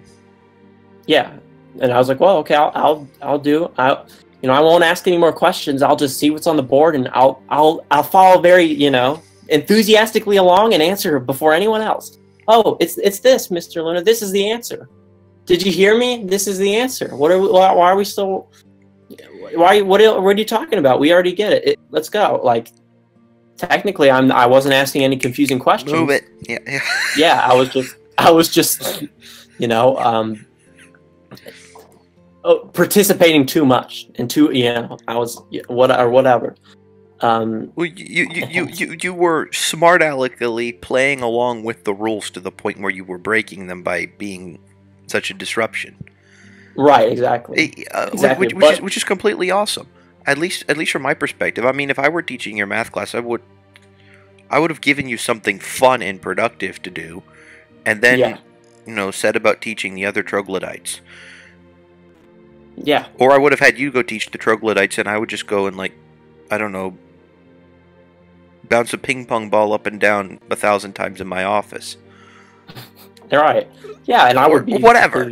I don't know. Yeah, no, there's plenty of things you can do. I mean, like, would you have enjoyed teaching? Would you have enjoyed co-teaching a class? Yes, of course. Yeah. Oh, yeah. Or helping people who need help. Yeah. I like being a tutor, something like that. Mm-hmm. Yes.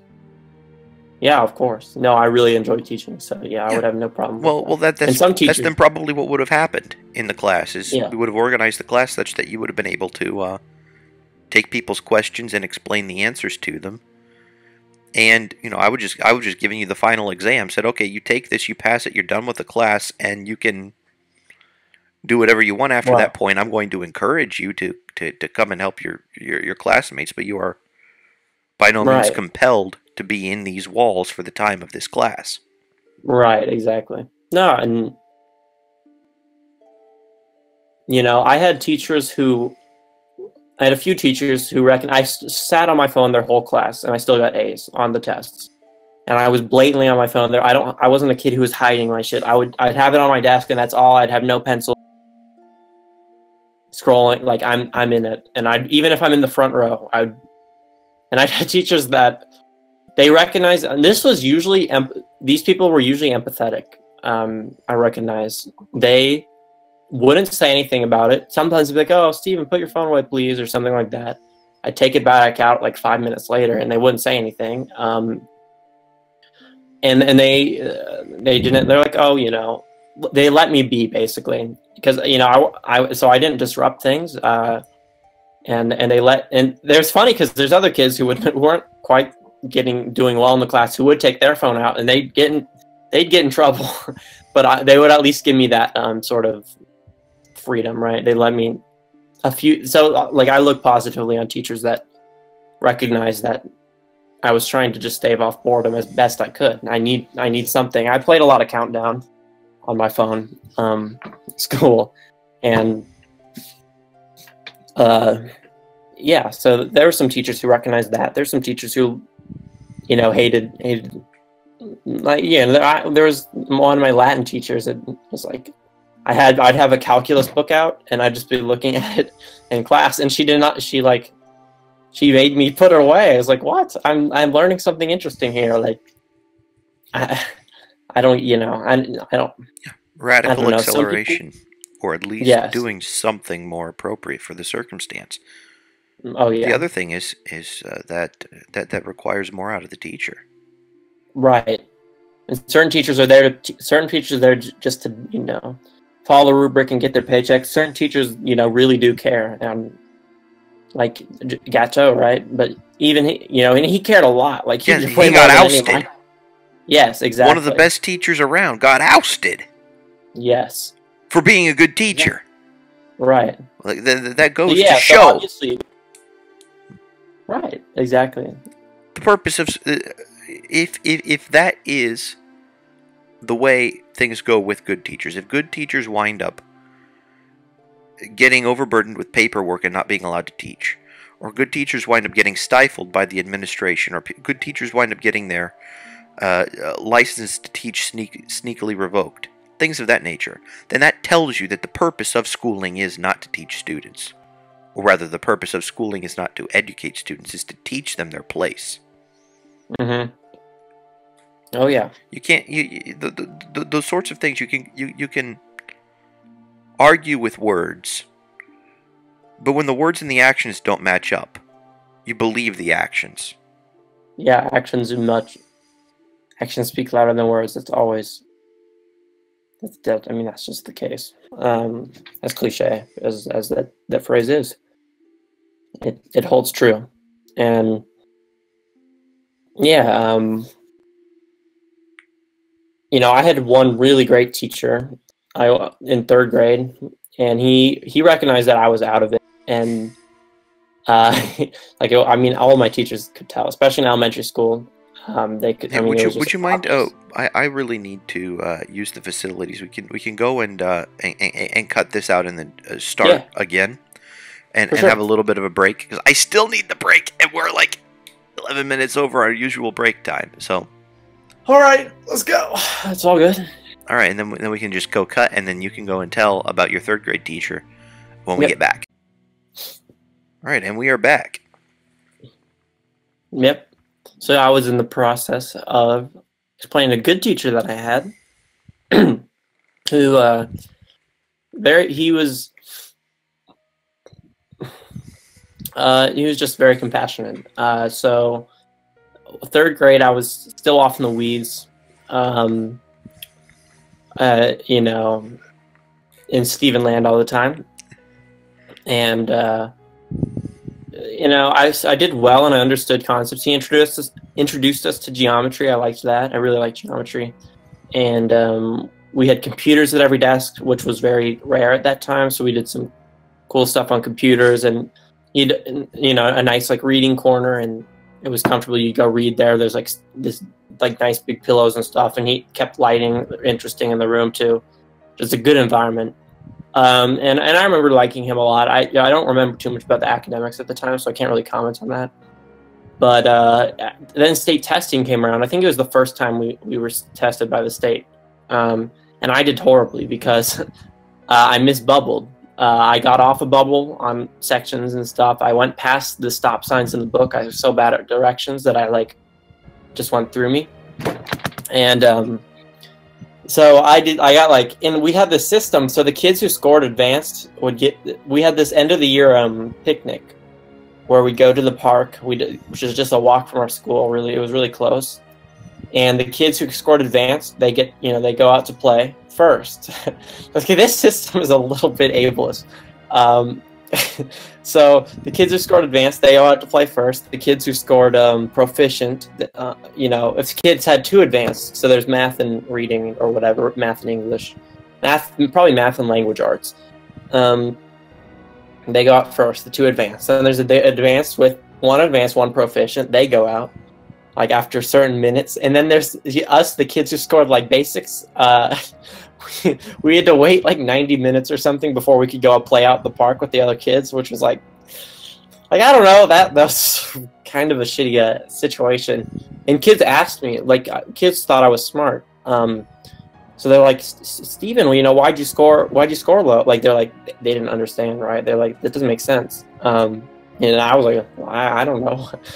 I had no clue, and I had no tests, never taken a test like that, so I was really bad at bubbles and bad at details, etc.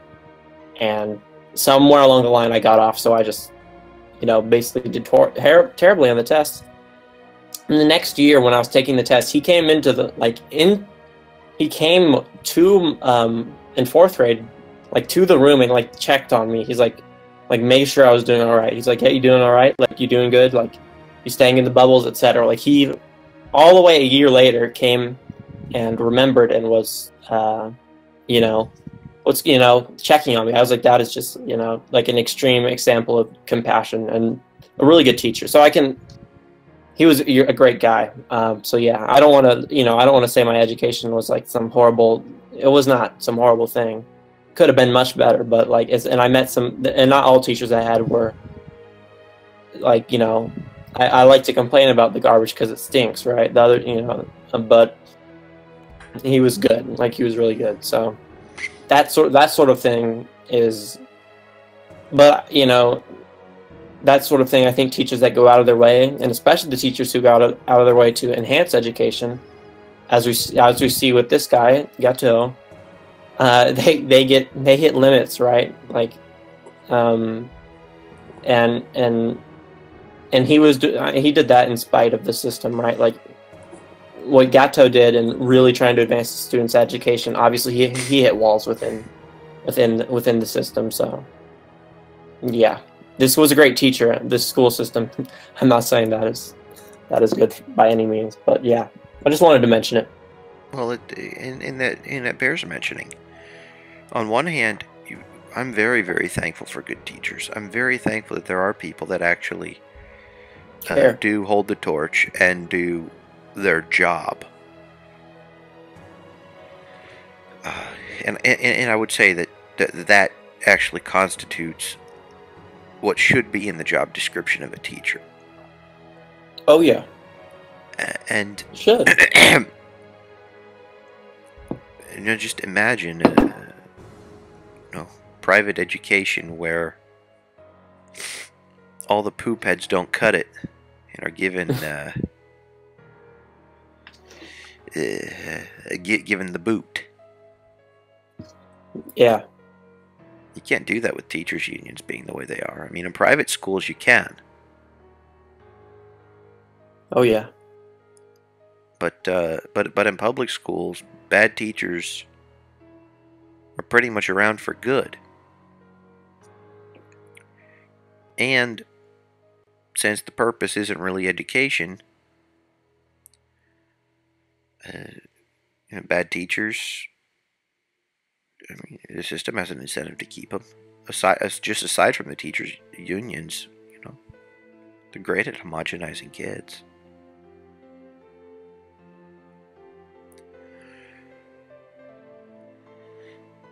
I really think that one of these streams we should just dedicate to Gato, just reading a whole bunch of his stuff. Just read for like an hour, read for 2 hours, and then talk about it. I'd be perfectly content with doing that too. For sure. Then there's other stuff. There's other stuff that could be done. Like, I had an article about harassing and bullying women, and then I had another piece that was about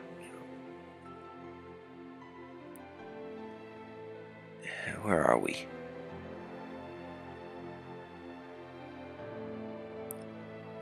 Well, we had the meditations, which I suppose we'll go with the next time that Ylva's on stream, since we started it with Ylva. Unless, of course, you'd like to go through a few of the meditations.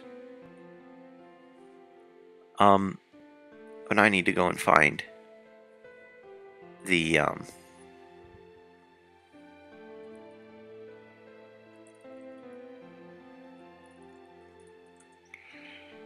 unfortunately, I need to Google Cato Institute Economics book because I don't have the link right now.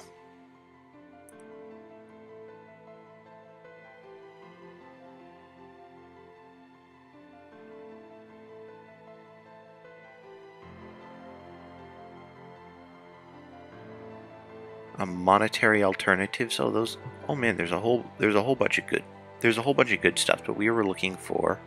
So I wonder if us having misogynistic in the title of one of those videos attracted someone who. It could have. And then I read my joke, my impressive joke. Oh boy. Well, but that's not hateful. No, it's not. It's like such an obvious. It's a joke. It's obviously a joke.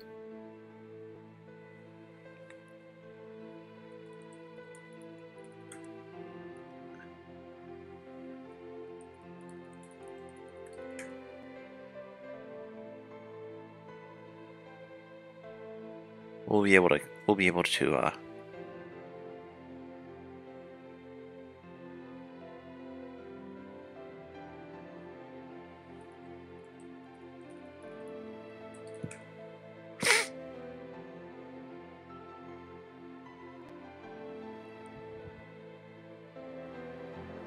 yeah, the nice thing is we can have these periods of silence where you don't have to go and fill it with anything. Due to the fact that we can just cut it out.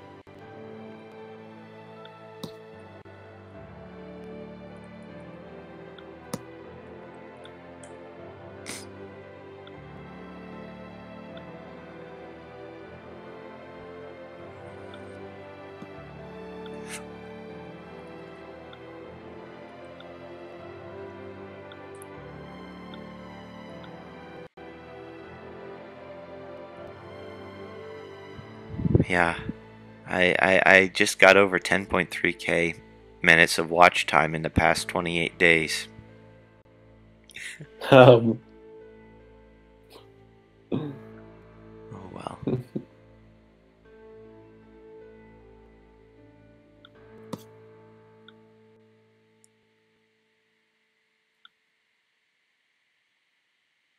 Yeah, the video title was A Supply of Einstein's Relative. just being a smart aleck. Yeah. Combining a supply of Einstein's relative misogyny for a non-existent adolescent social order. It's like that's word salad. Yeah, it doesn't mean anything by itself. Once you've watched the video, it all makes sense. But okay. Well, now I finally have the link.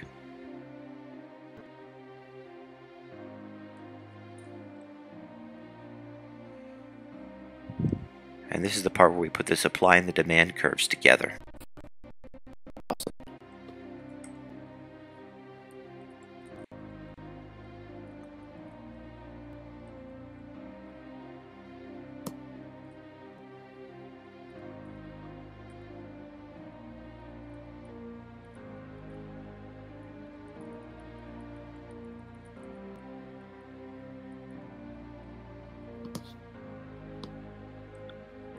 Ah,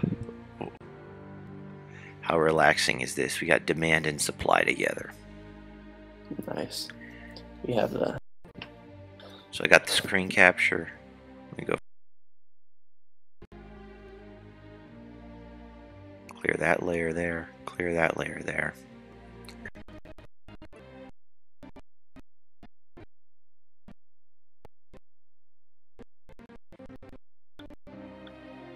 Right, well, here we are. Price determination.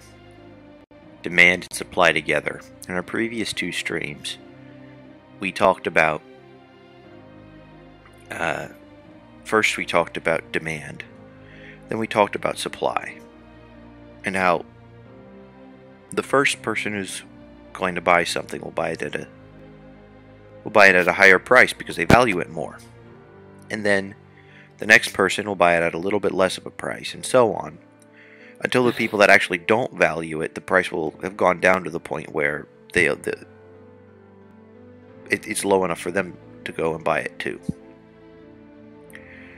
So price is a signal that lets us know how desired something is, how wanted something is. And when you combine that with the fact that supply, producing the first one might require you might have a certain like the activation energy kind of a hump thing going on, but by and large, producing something, once you hit a particular point, you can produce something at a lower amount, and then it becomes less and less worth it to produce more and more and more as you produce more and more and more. Like a farmer, it might take more effort to produce the 100th bushel than it takes to produce the 50th bushel. And it might take more effort to produce the 1000th bushel than it takes to produce the 900th bushel, and so that would be reflected in the price the farmer would be willing to take for doing it. It's like, is my extra labor worth is it worth doing the extra labor to get the extra money? And the answer at a lower price point would be no, but at a higher price point would be yes. Yep. So when you go and you juxtapose those two curves upon one another, it tends to look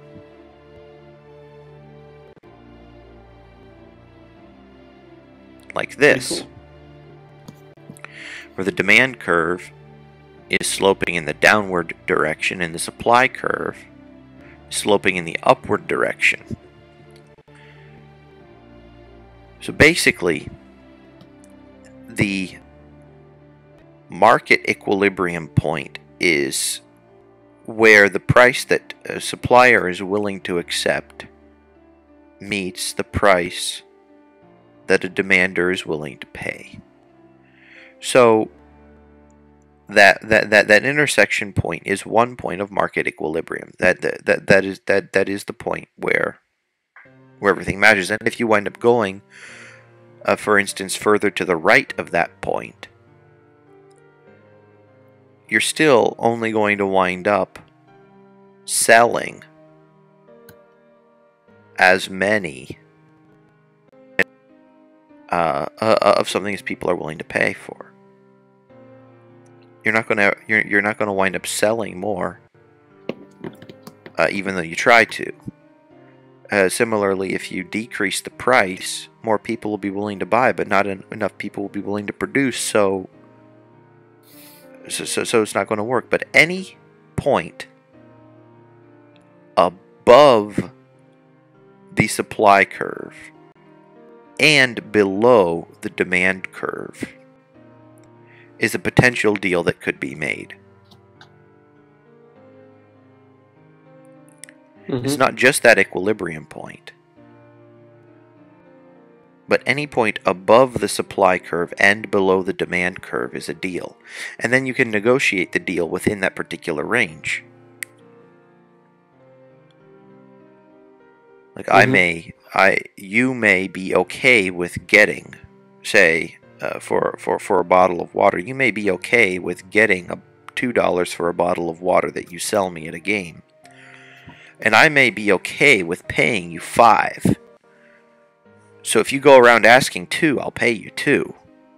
And if I go around broadcasting I'm willing to pay $5, well, then you're going to ask me for $5.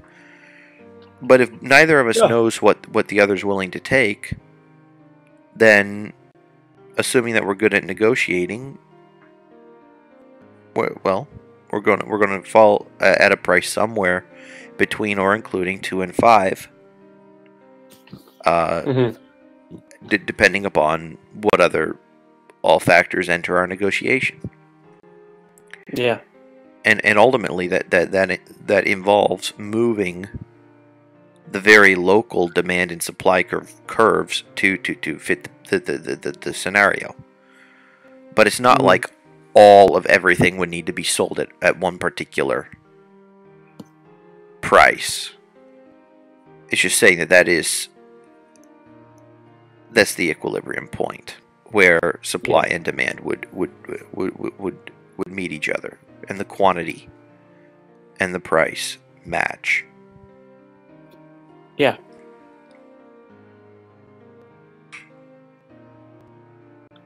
And it's a quantity thing.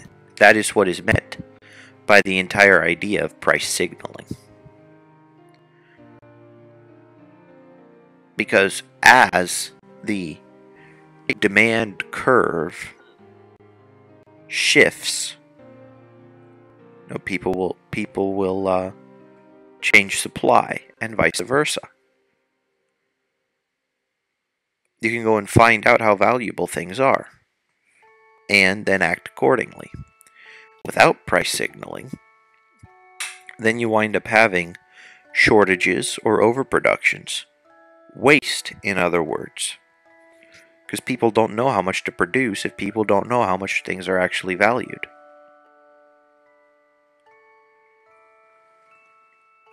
And then if you do wind up producing more, well, then you're going to wind up, if you do wind up producing more than the equilibrium point, you're going to wind up having to change your price. You're going to wind up having to decrease your price in order to establish a new equilibrium. Otherwise, you're going to wind up having things in overstock. I mean, that's what this whole discount thing is about. You start selling things at a higher price point until people stop buying it, then you lower the price. Until people stop buying, then you lower the price until people stop buying. Because once you already have sunk costs, once you've already made a bunch of a product, then the whole point is you sell it at whatever price point people are willing to buy to get rid of it and make room for new product. Buy your clothes a few years old or more. Yeah, go to the Goodwill store.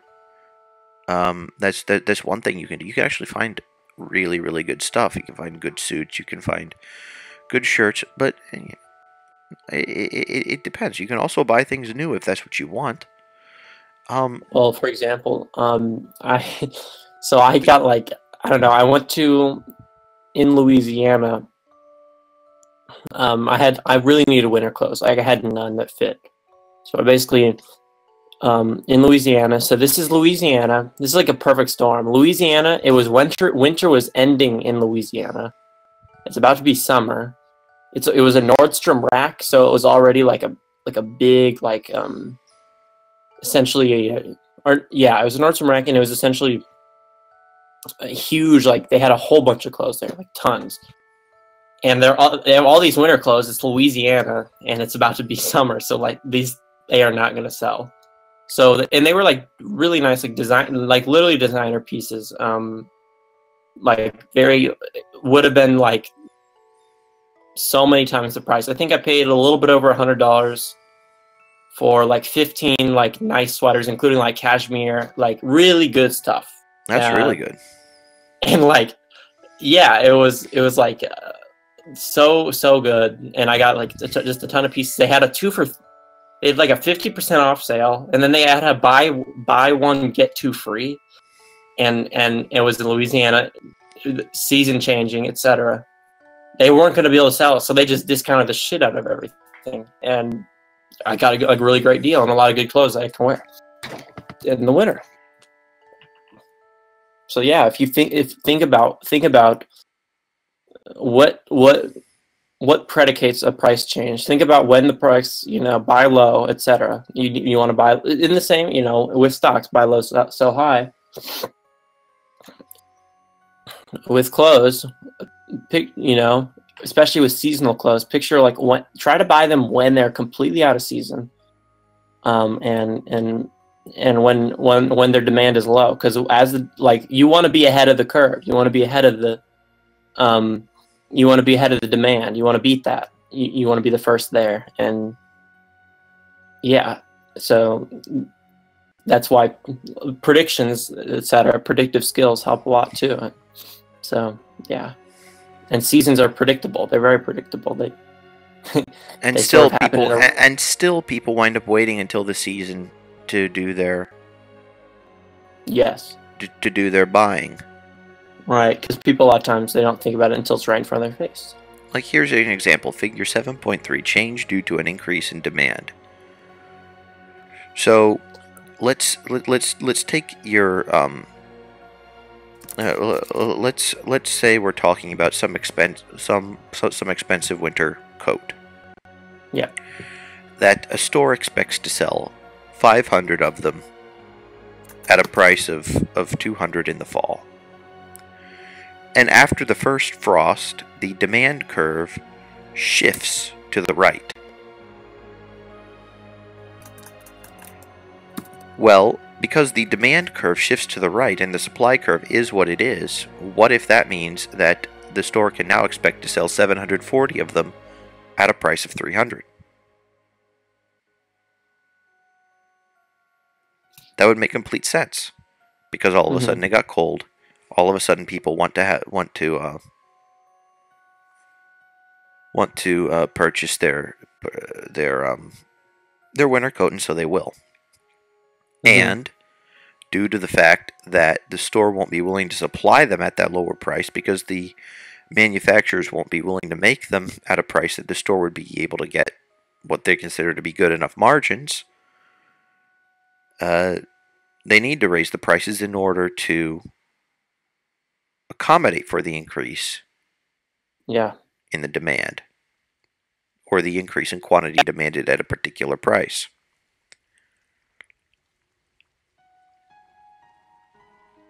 Yeah. Because you're not going to wind up having deals made on the bottom side of the supply curve, and you're not going to be having deals happening on the top side of the demand curve. It just doesn't work that way. This sort of a thing. How much do I want something, and how much does somebody want my money, are the two questions that ultimately wind up having to be answered in order for people to concur on a price point. Yeah.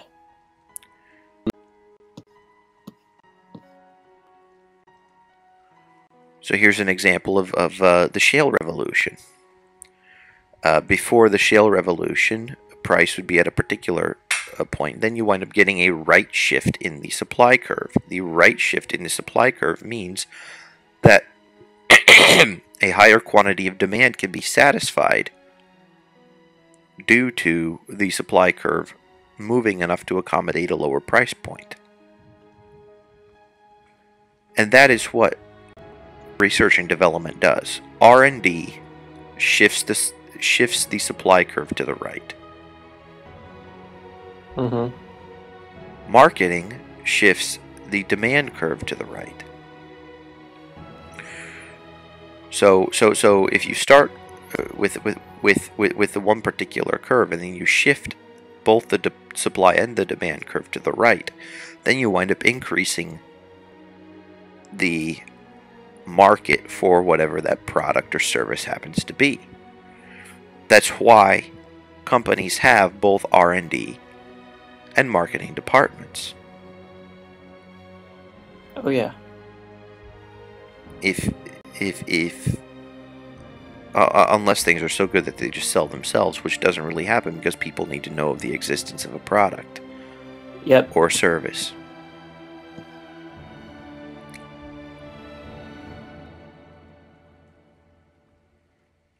And interestingly, if we go off of the subject of YouTube, for example, like YouTube, they don't need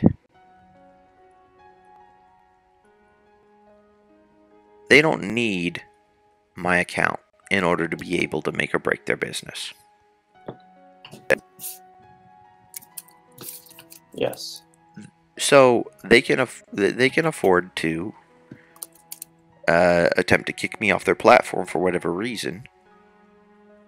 Because it doesn't matter. I mean, they can afford to kick off a great deal of their user base if they're willing to accept decreases in ad revenue, or they can go and change the way that they do their marketing, their ad, and all the rest of that stuff. Like they have a whole bunch of tools in their arsenal that they can utilize to get whatever it is that they want. Mm-hmm.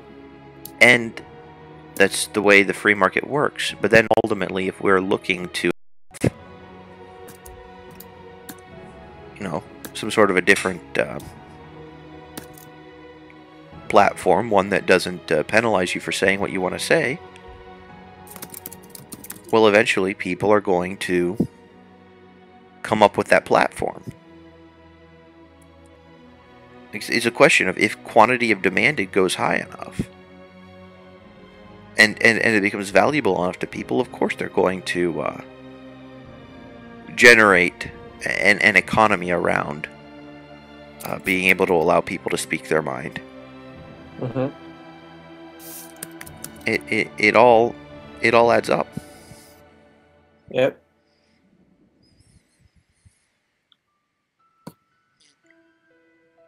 Yes, indeed.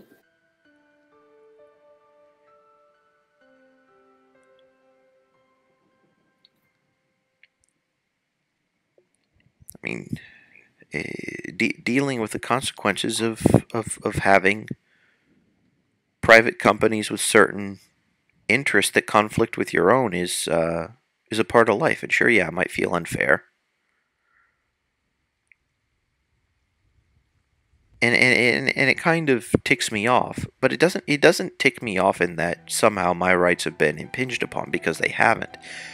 It just ticks me off that this is kind of indicative of a wider cultural phenomenon, that there is not a particularly high demand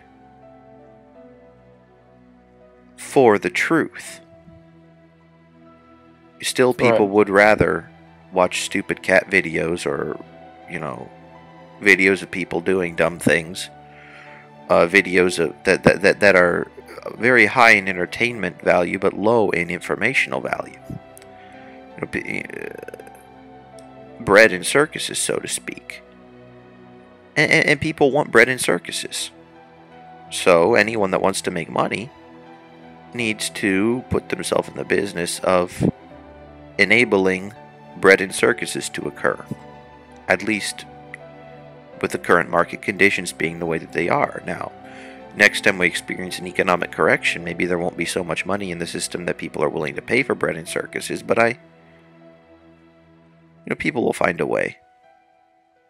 Like, a drunk will always find a way to get his alcohol. A heroin junkie will always find a way of getting his heroin. Someone who craves sugar will always find a way of getting his candy. So, those are just realities that we deal with, and however much I may personally not like it, however much I may personally wish for people to listen to what I would consider to be wisdom. You can lead a horse to water, but you can't make him drink. I can't force anyone to listen to what I say. You can't force anyone to listen to what you have to say. Mm-hmm. We can just put it out there and hope that it goes in front of the right eyes. Yep. That is the case.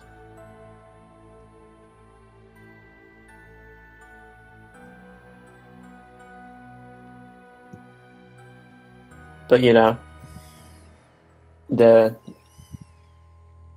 I am no matter no matter how slow growth etc. is, I still believe that it happens regardless of the impediments, as long as as long as will's behind it and the intent is noble, or and value is there, because that value,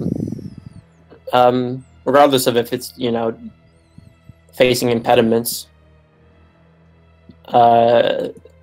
it's important to continue to try to provide value that you view as worthwhile. So, and I think that's what that's the best we can do. It is. So. Although I will admit that for me it's been painful, because I haven't been saying anything new, and I've been saying it for over a decade in my social circles, and the change that I have seen, certainly there has been change in an appropriate direction, but the change I have seen has been relatively small. Looking at the opinions of people and their hearts and their minds, it is difficult for me to maintain a spirit of optimism,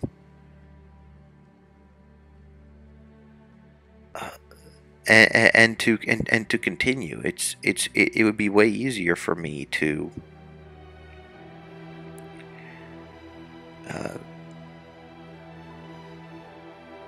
quit on my mission of providing developmentally appropriate education for everyone.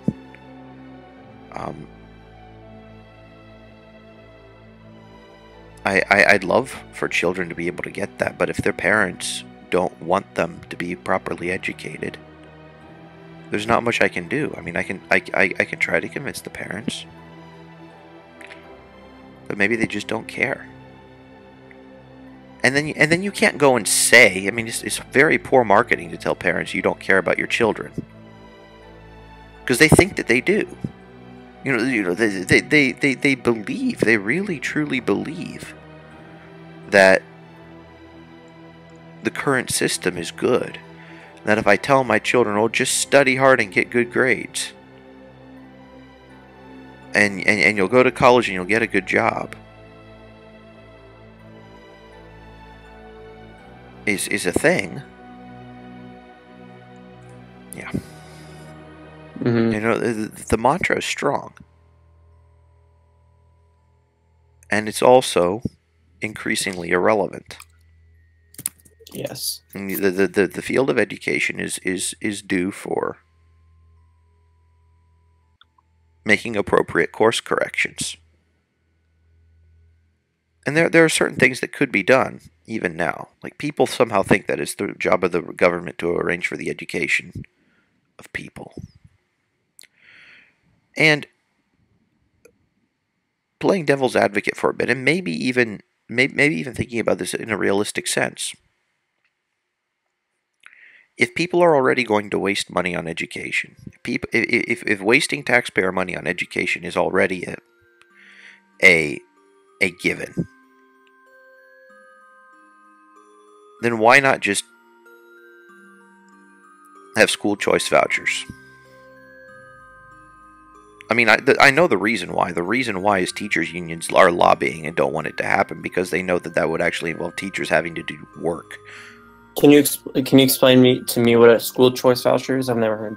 Okay. I don't know. Well. It's just kind of it's just an idea that let's say we'll use easy numbers. Let's say that a school district spends $10,000 a year of taxpayer money per student. So you have 1,000 students. So their budget is $10 million per year. Right. And that's all paid in tax. Well, what if instead of funneling it directly to the school, every single family with school-aged children got a check from the government for $10,000 at the beginning of every school year? And they could use it for or a voucher, not a check, but basically saying that for any school related stuff you can use this. Right. You know, homeschooling, you can use it to buy books, you can use it to buy computers, you can use it to buy paper, pencils, or for you could take this to a private school and they would count it as $10,000 toward your tuition, right, etc. Well, I like that idea. I mean, I think the fact that it would need to go through the government just to come back into your hands is kind of stupid, but it's certainly a step in the right direction from where things are right now. Right. And then after that, and after people get used to that idea, then you can get people used to the idea of, well, what if we don't actually need to have this middleman going and taking the money and then giving it right back to you? Take your property tax and get it back in a school voucher. Oh boy.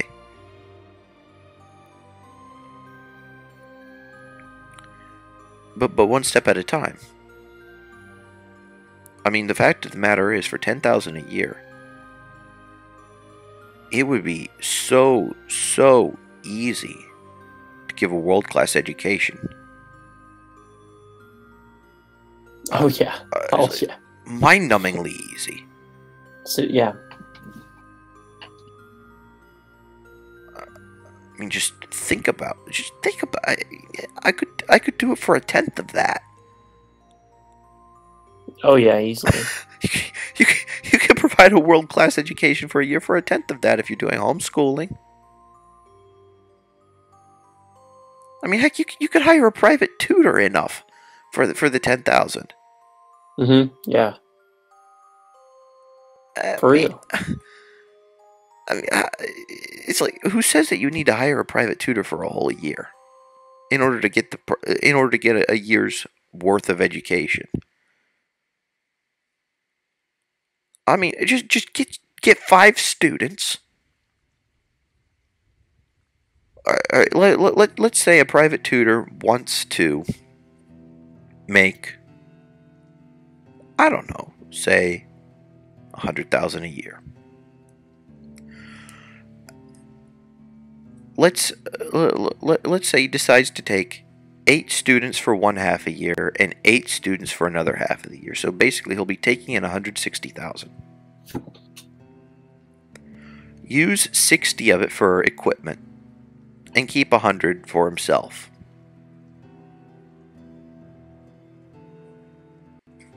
Yeah. I mean, what a hard business model, right? Right. It doesn't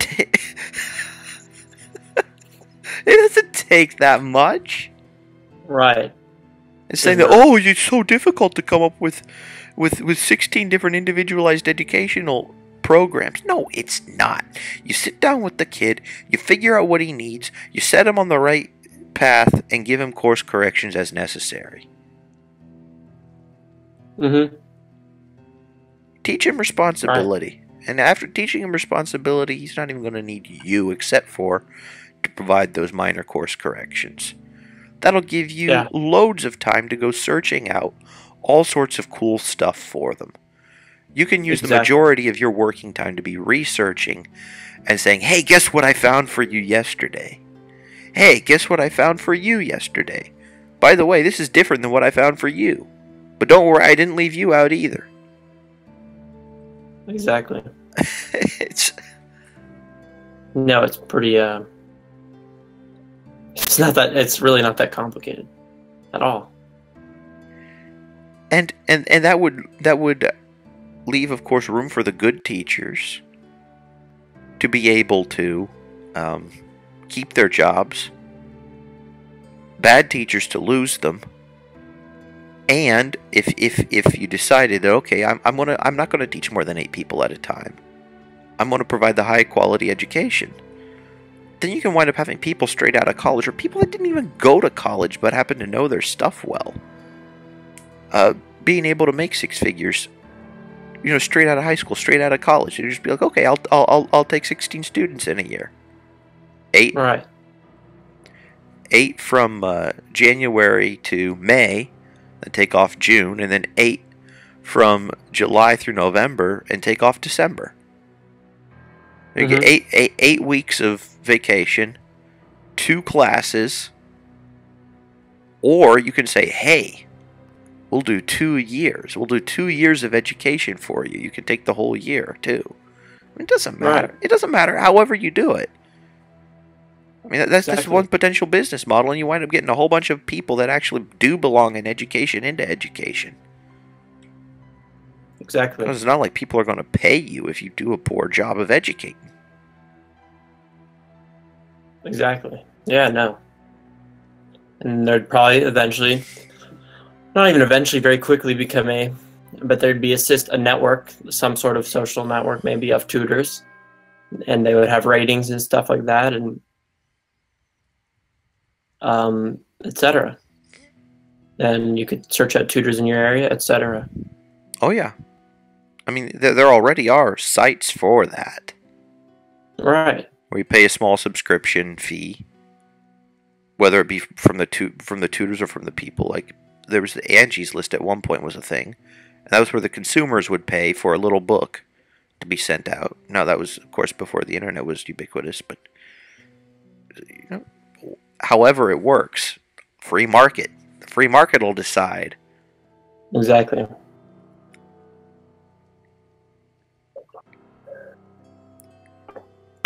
And then if you're interested in education, I mean, I know you're going into finance, but if you had the opportunity to do that, would you do it?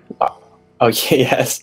Oh yeah. Making 6 figures just for ensuring good education for people and getting them on whatever path of life they would like to be on?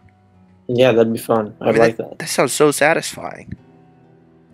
Really does. I love seeing people accomplishing their potential in whatever their field happens to be. It's definitely something worth living for. Oh yeah. And I can't wait for more people to actually jump on the bandwagon, although I think there is a whole lot of concerted effort that needs to go into the whole pulling them on the bandwagon in the first place kind of a thing. Yes, for sure. Which is why we's making this YouTube video. Yes, sir. Yes, sirree. Alright, now I got about, almost 3 hours of content to sort through and cut. Alrighty. Sounds like a good... I think that was a good sort of place to end on that. Yeah. Well, thank you very much, Stephen. I really appreciate your time. And that you still deem to do this whole video thing even though we weren't able to stream today. Oh no, I don't need an audience. I can. And you'll get an audience unless, of course, they completely unless I get strike number 2, because you never know. Maybe this is a strike. But if they give me a strike, I'm just going to take all this stuff off of YouTube and put it up on another site, and then we'll continue. And I know that we'll at least have the same core of viewers that we started with before. Right. And be able to grow organically in a completely different realm that may be even more conducive to sharing of ideas. Yep, for sure. For sure. Thank you very much, guys, for tuning in to the video whenever this does happen to be up. And we'll look forward. I will keep you posted on the Quora Gifted Support Group blog as well as perhaps making another video here telling you the status of things once I know more and once we figured out more in terms of what should be done. Thanks, and see you soon.